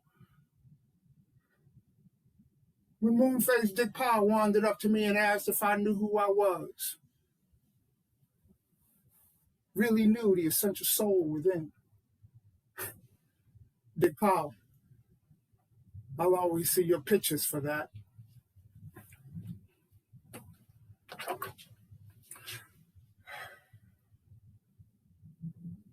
To be or not to be? That is a question. Whether 'tis noble in the mind to suffer the slings and arrows of outrageous fortune, or to take arms against the sea of troubles, and by opposing, end them, to die, to sleep. To sleep, to end 1,000 heartaches and natural shocks that flesh is heir to. 'Tis a consummation devoutly to be wished, to die, to sleep. To sleep, perchance to dream? Aye, there's the rub. For in that sleep of death, what dreams may come when we have shuffled off this mortal coil must give us pause. There's the respect that makes calamity of so long life. For who would bear the whips and scorns of time, the oppressor's wrong, the proud man's contumely, the pangs of despise, love, the law's delay, the insolence of office, and the spurns at patient merit, and the unworthy takes, when he himself might as quietus make with a bare bodkin. Who would fardels bear to grunt and sweat under a weary life, but that the dread of something after death, the undiscovered country, from whose bourne no traveller returns, puzzles the will and makes us rather bear those ills we have than fly to others that we know not of. Thus, conscience does make cowards of us all. And thus the native hue of resolution is sicklied over with the pale cast of thought. And enterprises of great pitch and moment with this regard, their currents turn awry and lose the name of action. Softer now, the fair Ophelia, nymph in thy orisons, be all my sins remembered.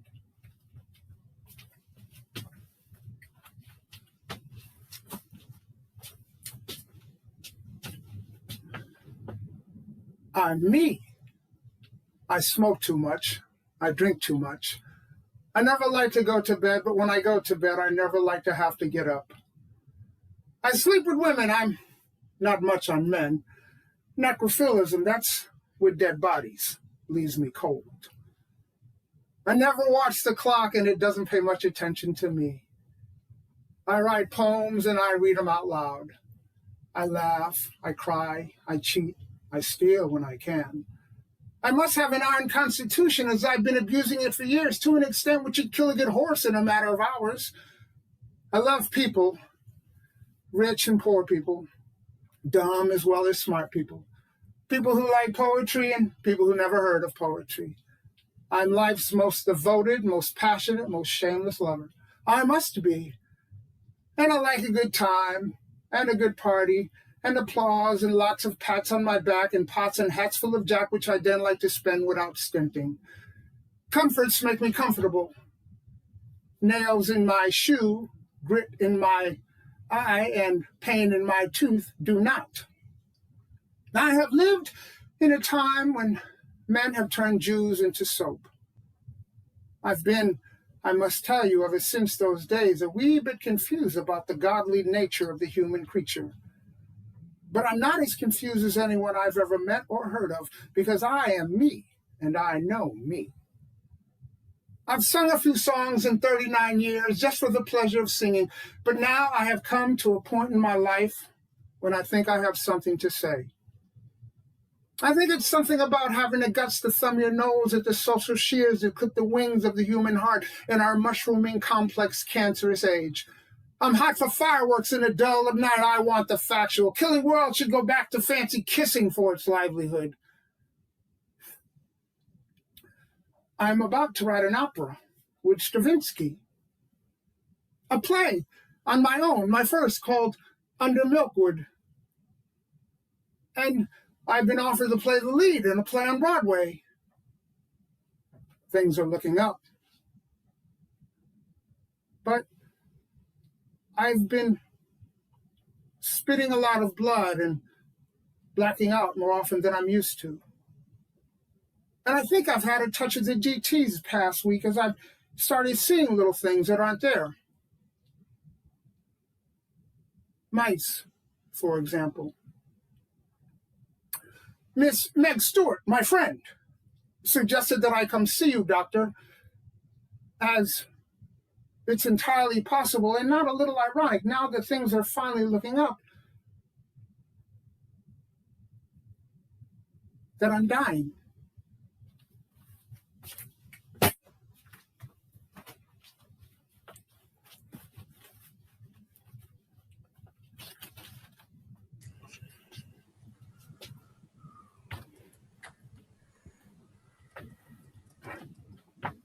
You know, one thing I never forget this as long as I live, and I don't even know why I remember it exactly. We were driving through southern Utah once, I think it was, me, you, and your mother, in that old Plymouth we had. You remember that Plymouth? Had a white plastic hood ornament on it. Replica of the Mayflower, I think it was. Some kind of ship. Anyway, we'd been driving all night, and you were sound asleep in the front. And all of a sudden, you woke up crying, just busting a gut over something. I don't know what it was. Nightmare or something. Woke your mom right up, and she climbed over the seat and back there with you to try to get you settled down, but you wouldn't shut up for hell or high water. Just kept wailing away. So I stopped the Plymouth by the side of the road, middle of nowhere. I can't remember where it was exactly. Pitch black. I picked you up and took you into this field. Thought the cold air might quiet you down a little bit. But you just kept on howling away.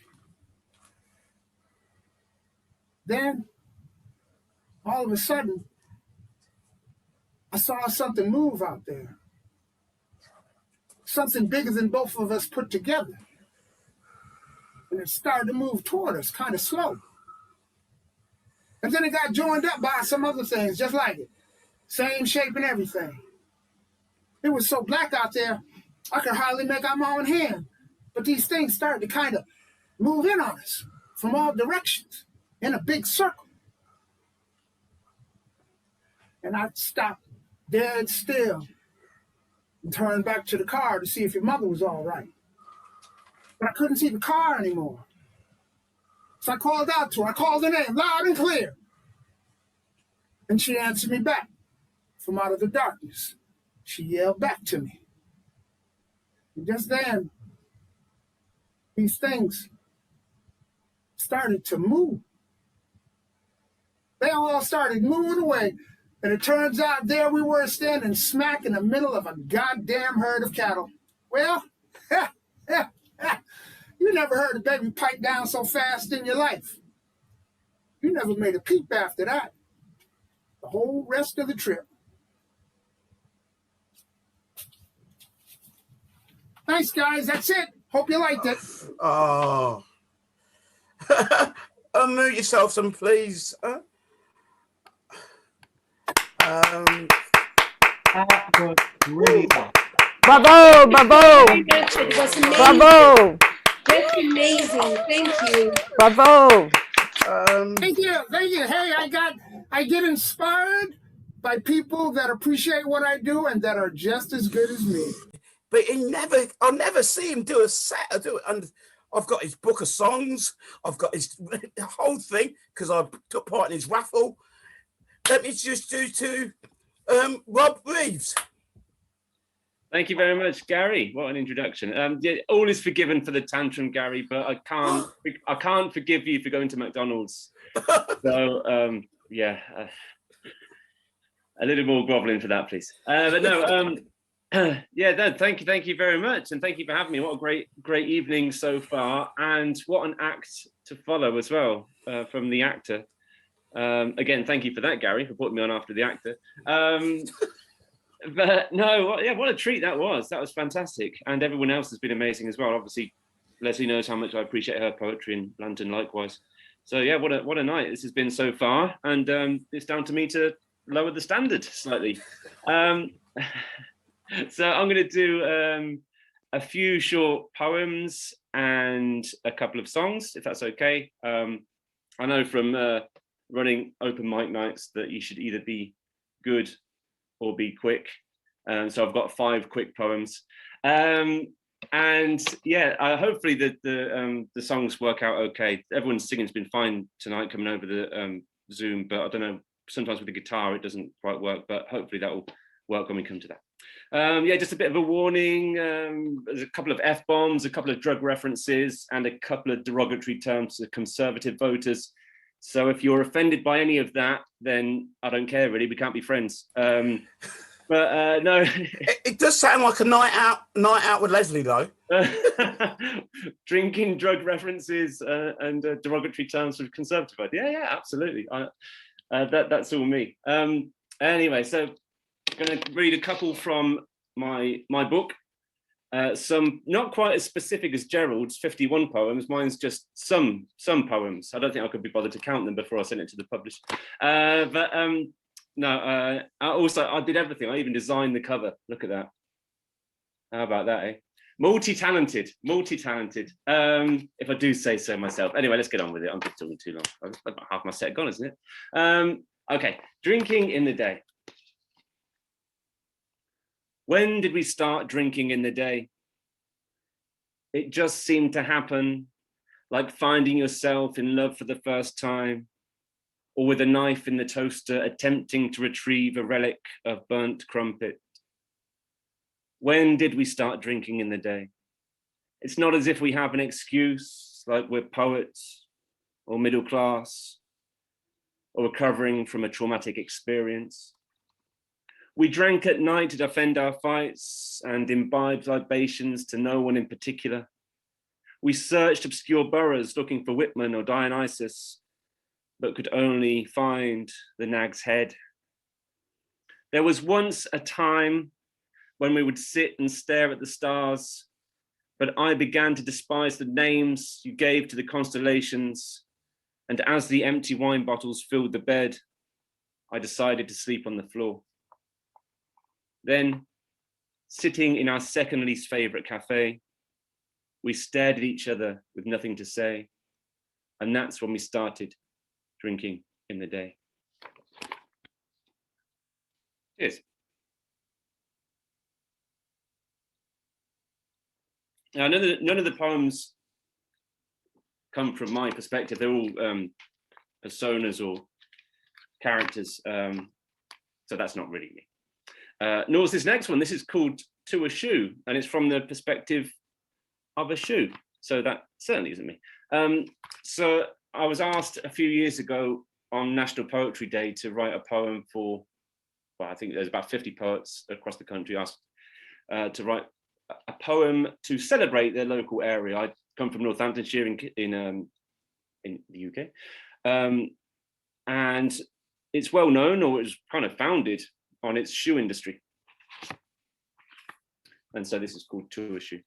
I also try and mimic the Kettering accent if some of you aren't familiar with it at the start. You ain't never gonna wanna meet a shoe as good as me. I've been passed down through generations from family to family. See, I'm a Northants shoe, through and through, Kettering tandem bound, skived in N-Town, buffed in Rushton. I'm a shoe that's been around. I've been a roguish brogue, a two-tone spat, much sharper than any suit. At one point during the noughties, I was a pair of kinky boots. I've scaled the summit of Mount Everest and I've marched soldiers out to war, but it's not the places I've been that counts, it's what I've done that matters more. I gave this county much needed soul, not just something fancy for your feet. I stitched together these communities and I built these cobbled streets. But you ain't never gonna wanna meet a shoe as good as me. I'll outlive every last clog and loafer, just you wait and see. But sometimes my longevity leads outsiders to inquire why every shoe made in this shire never quite seems to expire. Well, I'll let you into my little secret. If you want the truth to be told, I've had 14 replacement uppers and 16 replacement soles. Thank you. So yeah, I think the next one's on my phone. It's not in the book. Where's my phone? There it is. Okay. So this one again isn't really me. Wink, wink. This is about everyone who has that kind of cut-off limit when they're drinking, and kind of after that, everything seems to be a good idea. Or after that, they know they're going to wake up the next morning feeling terrible, like I did today, actually, after drinking in my friend's garden last night. So this is called 5 Beer Me.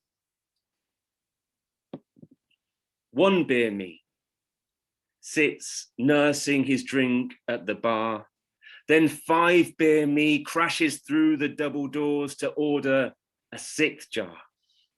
You see, 5 beer me does the things that 1 beer me would never do. For example, 1 beer me doesn't really care for playing pool. 5 beer me will want to take on you all. 1 beer me might sit sipping a single craft gin. 5 beer me's already getting the Jaeger bombs in. 1 beer me is thinking about getting up for work. 5 beer me is thinking about getting up to twerk. 1 beer me respects your political opinion. 5 beer me thinks you're fucking Tory scum. 1 beer me doesn't touch drugs, he abstains. 5 beer me says, let's get cocaine. 1 beer me is quite happy in this pub. 5 beer me wants to go to some god-awful club. 1 beer me creeps silently for the door, and 5 beer me grabs me and says, let's have 5 more. Cheers. Oh, I love that. I love that. Should send that to MTV to go with Geordie Shore. Okay, I'm going to do a little bit of a sadder poem now, a bit more serious, if that's okay. And let me know about time, Gary, as well, if I'm going on too long. I know I can. But I've got this opportunity now. I never get this, so yeah, I'm going to make the most of it. So yeah, this one is a little bit sadder, a little bit more serious. I'm doing a PhD, would you believe, in creative writing. None of the poems so far are going into the PhD project, but this one hopefully will. My PhD, I started it a few years ago, and quite appropriately, it's on social isolation and exploring different voices who might be alienated from society for different reasons. But this one, it's one of my more recent ones. It's kind of just more of a general feeling of isolation, perhaps because of the isolation felt because of a breakdown of a relationship. But again, not me, the speaker. And yeah, so this is called Four Walls. We'd gone to New York, her idea, not mine, of course. And as soon as we get there, she just wants to go and see these pictures. We had plenty of pictures back home, I said, but we went anyway because she'd promised that we'd go to the Empire State the next day and to the Irish pub on the way back to the hotel. So we went to this exhibition, some American artist she likes, can't remember his name, dead now. You'd know him if you saw one of his pictures. They're all from the 50s and everyone in them looks so fucking lonely. Lonely at the petrol station, lonely at the cafe, lonely on holiday even. And I just kept thinking, poor fuckers. But he seemed to think they were of some great importance. I mean, I could have drawn them with the right inclination and training and talent. But the one thing that was good about them was that there was always this light coming from somewhere. He liked light, this guy, I can tell you that much. I didn't think much about it at the time though, because I'd only gone because she'd promised that we'd go to the Empire State Building the next day and to the Irish pub on the way back to the hotel. But now, every morning when the sunlight begins to stream through those Venetian blinds right there, I think of those poor fuckers. I think of those poor fuckers, and I think about her.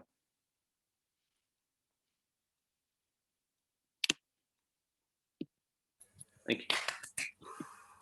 Oh, thanks, Rob. I'm entertained very much. Very nice. Very entertaining. Thank you. Thank you. Very Great. Really, really good as well. Nice. Yeah, I really liked it, the beer one as well. It made me laugh. It was good. Rob, can we have a song to finish with? Of course, yeah. Okay, yeah, absolutely. So I'm going to just do something here. I'm going to turn original sound on because apparently, I don't know if this works, but it apparently might make the guitar sound a bit better through the Zoom chat. But anyway, okay, so this one started off as a villanelle, which is in the book, but it works better as a song, which is on the CD. Some Songs by Rob Rees, another imaginative title. But yeah, I think it works better as a song. So it started off as a villanelle, kind of okay, but I think it works better as a song. So here we go. It's called A Passenger No More.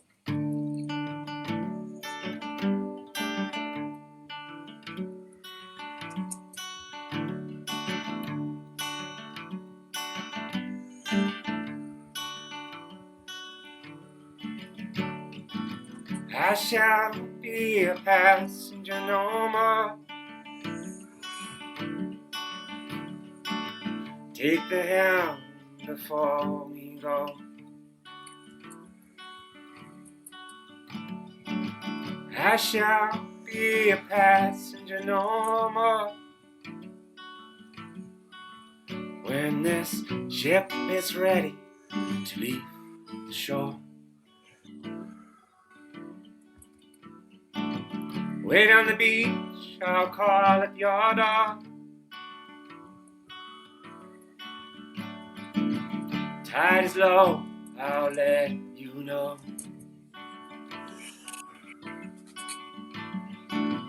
I shall be a passenger no more. When this ship is ready to leave the shore.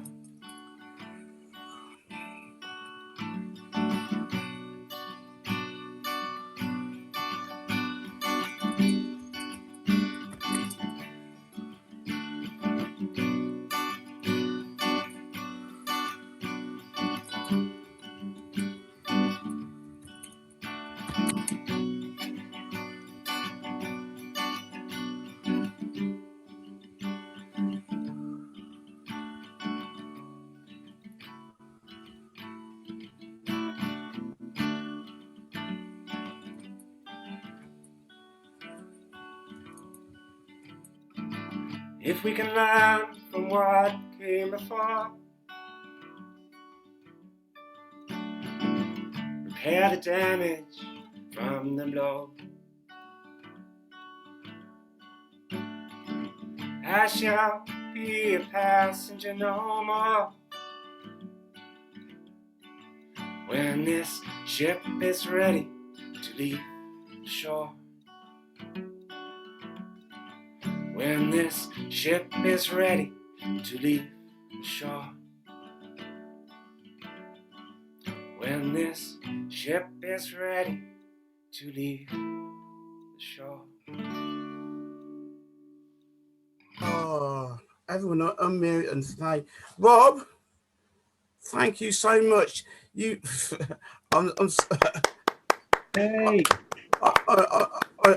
I feel really privileged to have you here tonight, and I know you're a big supporter of Lantern as well, but it's just, yeah, I think you should we should hear more of you at Run Your Tongue. We go through it and as a demand. That's absolutely wonderful. Go on, Leah, please. I'm feeling blessed to have Gary on my side, because he's given me access to all these kind of online Zooms, which I didn't know existed. So I will put the links and stuff that he's talking about in the chat after. But a couple of the poems that I'm going to read for you today have been in my book, which is nearly a year old. I'm very, very excited. I've wanted to be a published poet for about 20 years, and I've been writing since I was like 14. And a year ago, I got the opportunity to finally achieve that whole published thing. So a couple of the books are from that. And on those links, he's talking about, I can waffle way more on the background of those poems. So I decided to do that. But the first one I want to read for you today is called Journeys. And it seemed appropriate because after Rob's lovely performance, because I was listening to a guitar player in a coffee shop when I wrote this, and I wrote it to the songs of the acoustic guitar. So I think I should probably do that. It's possible some of you may have heard it before, but it felt right to talk about journeys for after that beautiful guitar. So it's 12 a.m. or so the clock bells chime.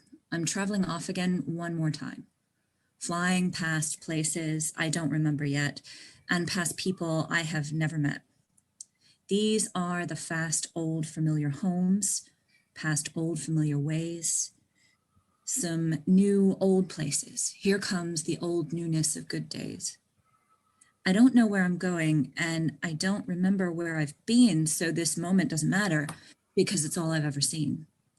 Suddenly, it's a clear time to meet anything and everything I've ever dreamed. Before the moment passes, and I fear that nothing is as it never seemed. And where I want to be is still not near. So in a beat, heartbeat, I move and forget the endless road's refrain. I give the earth and path a shove and lose whatever was new to gain.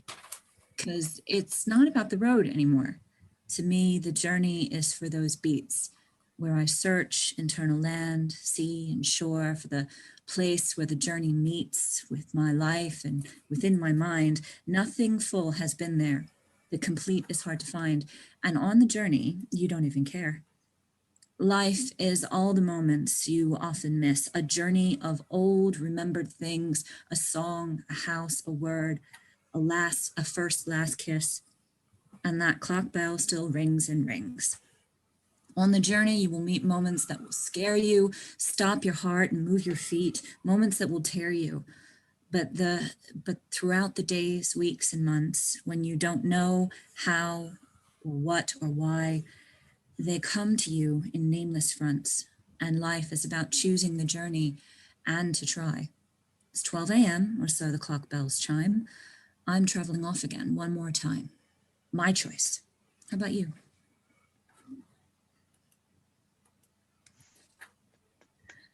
So that was written a very, very long time ago. So it's one of the older poems in the collection. And this is one of the newer poems in the collection. I've got just enough time to read it. It's called Moments of Transition. And it was written a couple of years ago when I started a new job that gave me hope of what I would get, what I actually joined teaching for, which is, you know, to like teach. Moments of transition. There is a time between times when holding your breath feels right, before a change in the air, mind, light, then exhale to the moment, soak in more. Waiting for rain, the air is dense, full of metallic tang. You can feel taste building, pressing a tactile pull like a diver in vast empty space. The cusp of day, beginnings and ends, anticipation or regret hang there in transition as time wends to mutable way to flare in the guttering candle of a star or the sleepy sigh of another, stretched out with the speed of tar and the sliding tear that just covers the tipping point of our days. Transitions never helping or hinting at the multitude of ways. The never quite here seems to be glinting. Thank you. Woo.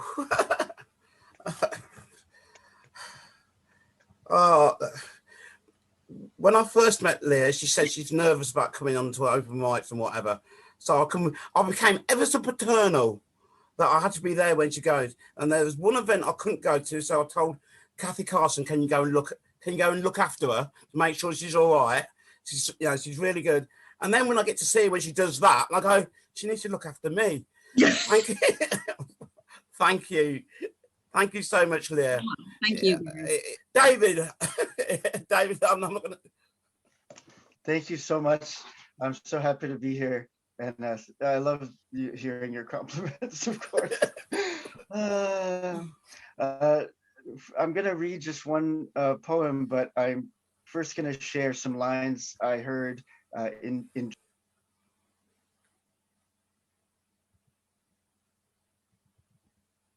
not answer it. Okay. So from dreams, this is one line. The body of light. This is the body of light. And last night I heard God is the only thing that's real and holds this whole dream. And finally, it is the third road we must take in the end, the path within. All right, I'm trying to be so deep. I'm going to share my I'm going to share my screen for a poem that I spoke in a trance and a friend wrote down, and I've been revising for 25 years. Song for a Seeker. Oh, I'm not sharing my screen. I'm just reading off another screen. David Sirois, you friggin' bad host. It's when I'm on another show that I forget everything. Okay, I'm sharing my screen. Song for a Seeker of Eden.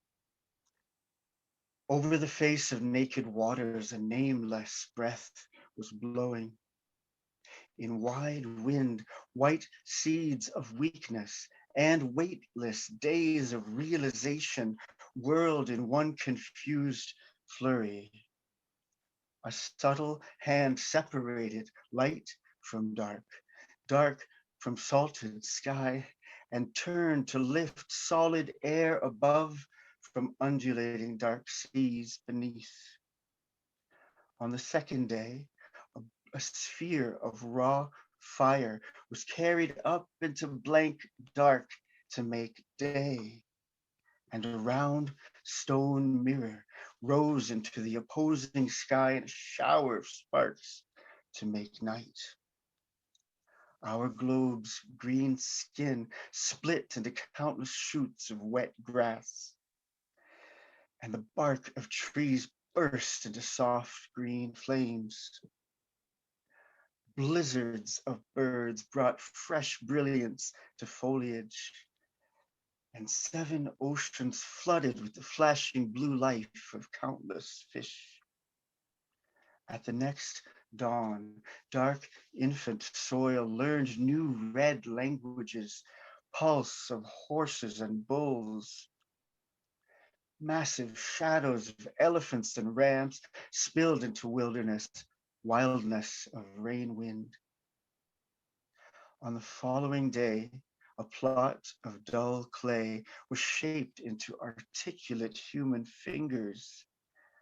Between blood and blood, skin and skin, man and woman, the two took shape. Held in delicate hands of sentient trees, one unique and rich scarlet fruit, pregnant with secrets and seeds that carried rumors of death. Amidst wrinkled branches, a serpent made of the yellow muscle of want wound insidious whispers. You will know yourselves and fathom the sky if you bite a blood-colored fruit. Each stretched a fleshy hand toward one apple that was their own crimson consciousness. Man and woman shared that dark-starred fruit until their lips bled with vision. Taste of sunset inside the sky. Naked, they ate red within the red as the first leaf wrinkled and blindly fell. Unmute, we can unmute and that was great. Yeah. It was fantastic. Fantastic, David. All I kept thinking about was Milton's Paradise Lost, and I got lost, and my applause was delayed. It's beautiful that line, man and woman shared that dark-starred fruit, and then my brain just got stuck on Milton, and it's beautiful. Oh, vivid. And Bravo. It's not an Eve guilty with the apple in her hand thing. It's a balanced poem. Thank you so much. Liliana. Diana, which will be followed by Lantern. Hello. A little content warning. This is about depression and mental health stuff, but depression. So the doctor said, the wizard said, open wide. And I did. I cracked my jaw. I unfastened the joints in my face. I pulled my skull apart. I stretched my lips till they hummed. I opened wide, and he flashed the sterile light into my hollow. And the shine hit my excavation with a loud, rude, and uncompromising thunk. Then the doctor said, the wizard said, close your eyes. And I did. I closed my eyes. I turned my eyeballs spelunking in the body cavity, the cave sloshing with organs and dripping with sarcasm and survival. The doctor said, the wizard said, imagine a safe place. And I didn't. Now, I am great with metaphors. I am great with fantasy and fiction. I speak 9 languages and I can swear in 15, but safe is Narnia, and I've Marie Kondoed my entire house and life, and there is no empty closet to walk into. My mouth is still open, and my eyes are still closed, and the doctor lowers the funnel and pours sand into me. Grains of sanity roll down my throat and land in my ankle. She pours water next. Not alcohol. Not that cynical fizzy, but water, unfunny, unsweet, quenching. A river that flows, trusting, naive next to the sand. She pours other things. Optimistically creaking wooden planks to build a dock and boats, committed seeds to plant grass and trees, honest oxygen to make an atmosphere and a blue sky. And I don't like any of it. It's weird. To carry this world inside my gastritic intestines, it makes me fart old fears out. It is uncomfortable. To use all of the space, to use all of this space, it is unfucking comfortable. It stretches my scars and all of the craters and defects. The doctor said, open your eyes. And I did. And that new space was still there, and so was I. I am still here. And the wizard said, I've seen broken souls. The voice echoing. I've seen minds like ghost towns, blind collapsing husks, housing, howling specters, the voice whispering behind my brow bone. I've seen the wreckage left inside your mind, the shrapnel scars in your dreams, the brownouts in your joy and the light, the corruption in your roots and the sprouting honesty, the art on the crumbling, bearing walls, the humming and the rap battles of the hungry street urchin thoughts, the voice stretching. I've seen broken, and you ain't it. Welcome. TLC2, we've had Tales of Lesley Constable, Tender Loving Care, Tales of Lantern Carrier. So, you can hear me? Pardon? Yes. Salutations to Gary. Pranams to Lesley and my gratitude to her for her special poem for me as well as her poetry. Kudos to the national and international poets. Special kudos to the ardent listeners on various media platforms. And if I would like for Diliana to start our collaborative poem, and I will continue with no interruption. Thanks.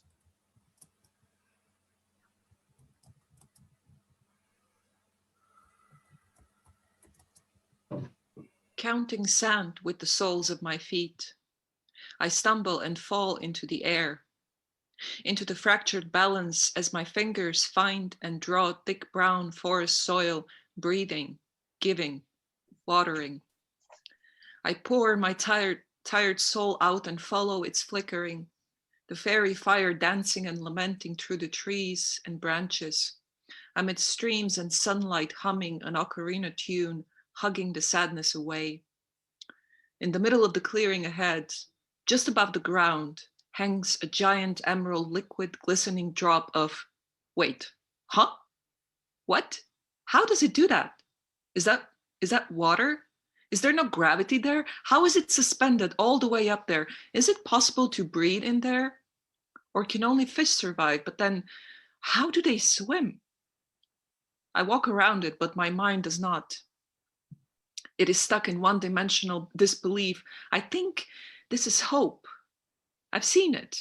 I know it exists. I can see it right in front of me, yet I don't get it. To me, it's just magic.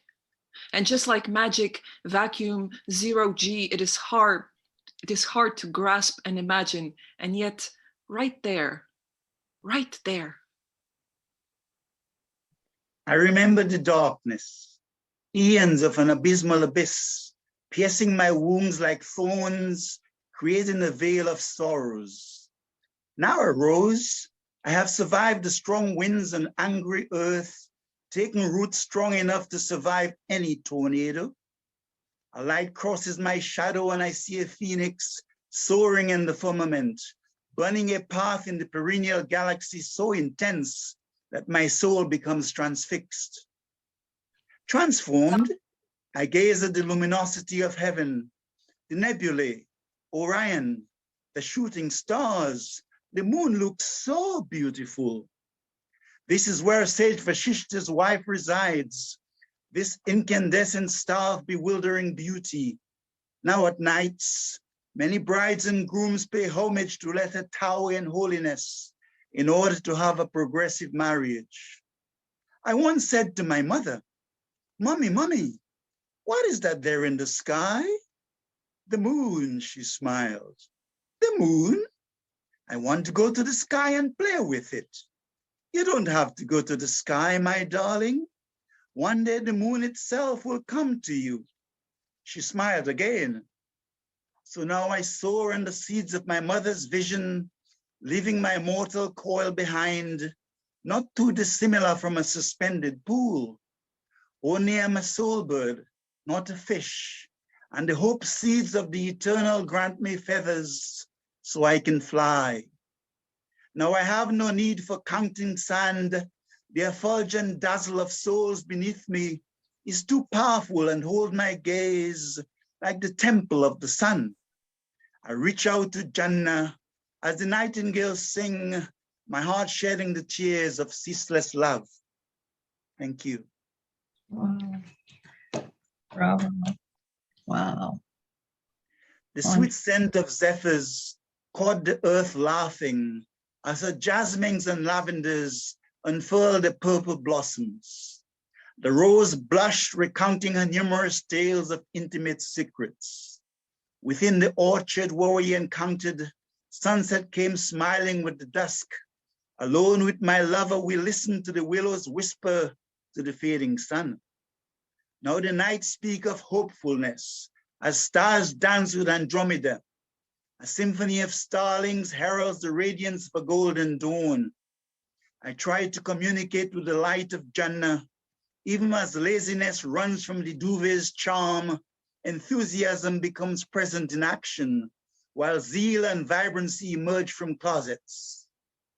As a child, I spoke to the moon and starry nights. I inquired of the cute dog within her luster, then of the old man's glint on her charming face, yet burdened by a bundle of wood. She spoke of the heavy load she carried, the obedience necessary for the sake of the beloved's mystery. It was then that I understood the whys of her having a dog and the plight of the elder's burden. With love, all is of wonder and miracles. Didn't I tell you? Poem 3. The sweet-scented tulips of this perfumed garden hug the walls and foliage. The honeysuckle blossoms pays homage to the light. A pageantry of flowers adorns the stony pathway, while the birds and squirrels dance. Even 1,000 garlands, my queen, cannot match the wafts of thy allure. Into the temple of the heart my beloved comes, kissing my soul with infinity's joy. I feel the magical descent of an enchantment, stabbing my core with the arrow of love. Steeped in a void of intense serenity, the moonlight kisses my cheeks. I become dazed, absorbed in a river of supernal light. another day's beauty. White clouds spread a canopy across my thoughts in order to announce daybreak. The magical pool of the radiant sun awakes. The chilled air is gone as dawn whispers to the breeze. When the evening mist settles, I assemble the sky, pulling at the blue of its beauty unto my soul. High upon the wind rides my longing, gathering the rays of the evening's dusk. Aye, so much sweetness in the light of thy delight, Let me drown in this wine so as to become thine. My heart is like a bamboo reed, conversing with zephyrs of my love for you. The song bearers enchant my spirit, while the waves crash. The god of sunset greets me with an illumining silence. I wish I could feel now what I felt then. You and I, hand in hand, picking winter-sweet clematis, caressing the unseen puddle of the redolence on our breaths, throwing snowballs to infinitude. I wish I could feel now what I felt then. Your smile painting its magical garlands on my gaze, my hopes and dreams blossoming like radiant lotuses, nature's sunsets alluring my being with their enchantments. I wish I could feel now what I felt then. Heart singing sweetly in the meadow of bliss, my soul bud dancing on the golden robes of moonlight, cradling my longing with speechless rhapsodies. I wish I could feel now what I felt then.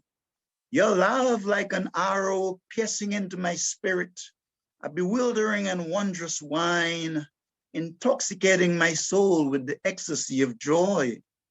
Yet, even as my brush longs to stroke the past, I can only admire the sacrament of the present moment.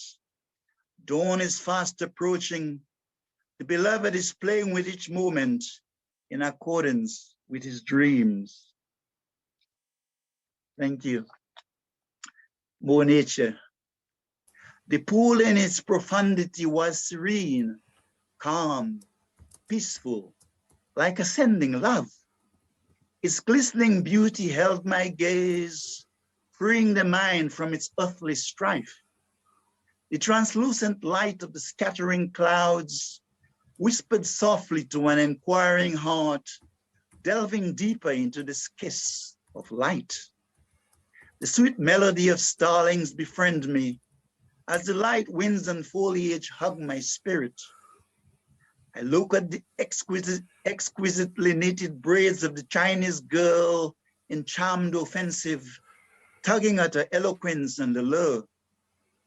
Beneath a green canopy in the garden terrace, I blow love bubbles from my soul to the ecology of this magnificent setting.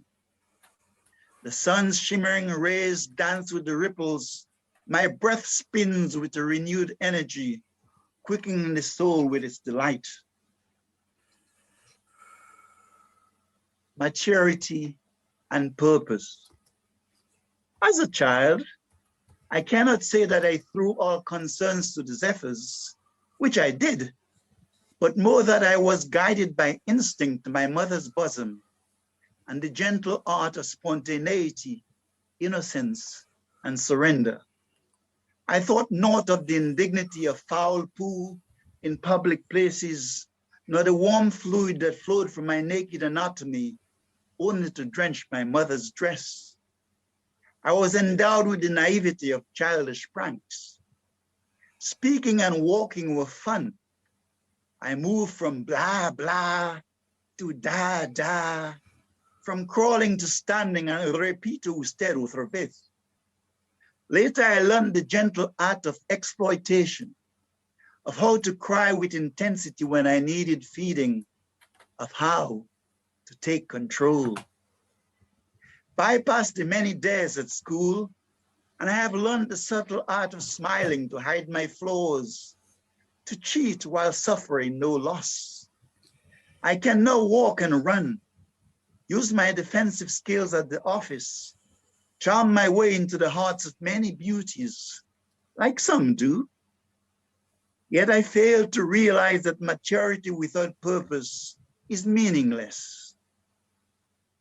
I faced many challenges, made many mistakes along the way, my mind bleeding with the pangs of restlessness, penury, and despair, until I was born anew.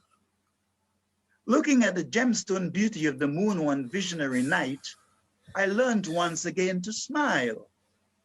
This time with the twinkling stars as my companions, the brilliance of an immortal dawn hugging the serenity of my existence. Cheating and charm were now of no use to me, as the inner light I needed to find happiness flowed not only from the luminosity of daybreak, but descended with the citadel of the sun. At long last, I knew who I was and why I came here, what was necessary to return home. The impact of words. She stood poised, emitting peerless verses from her lips, like melodies, bars, not chocolates, but musical scores and scrolls ascended upwards, her diction reaching for the moonlight.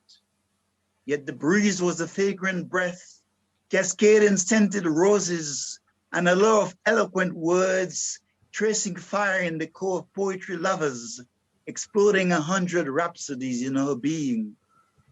My sweet empress, Goddess Saraswati has laced your tongue with wine, pouring a drunken sweetness in my spirit. I look at the attentive gaze of poets around you, a vortex of love, blending with the smiles, imbibing the magical enchantment of your sugarcane melodies, flowing with breathtaking charm, like an elegant symphony. My heart sparks like magnets, tugging at the rapture in your lyrical psalms, only to wash my soul with tears, paying homage to the light divine. Words. They are like sweet songs holding course beneath your tongue, stirring inside me an Instagram of my feelings, whispering silent promises to the moon. A measureless torrent of tenderness, they weave out of my breath and emotions, waltzing on the crest of longing in the agony of my tears. Last week I performed a poetical word.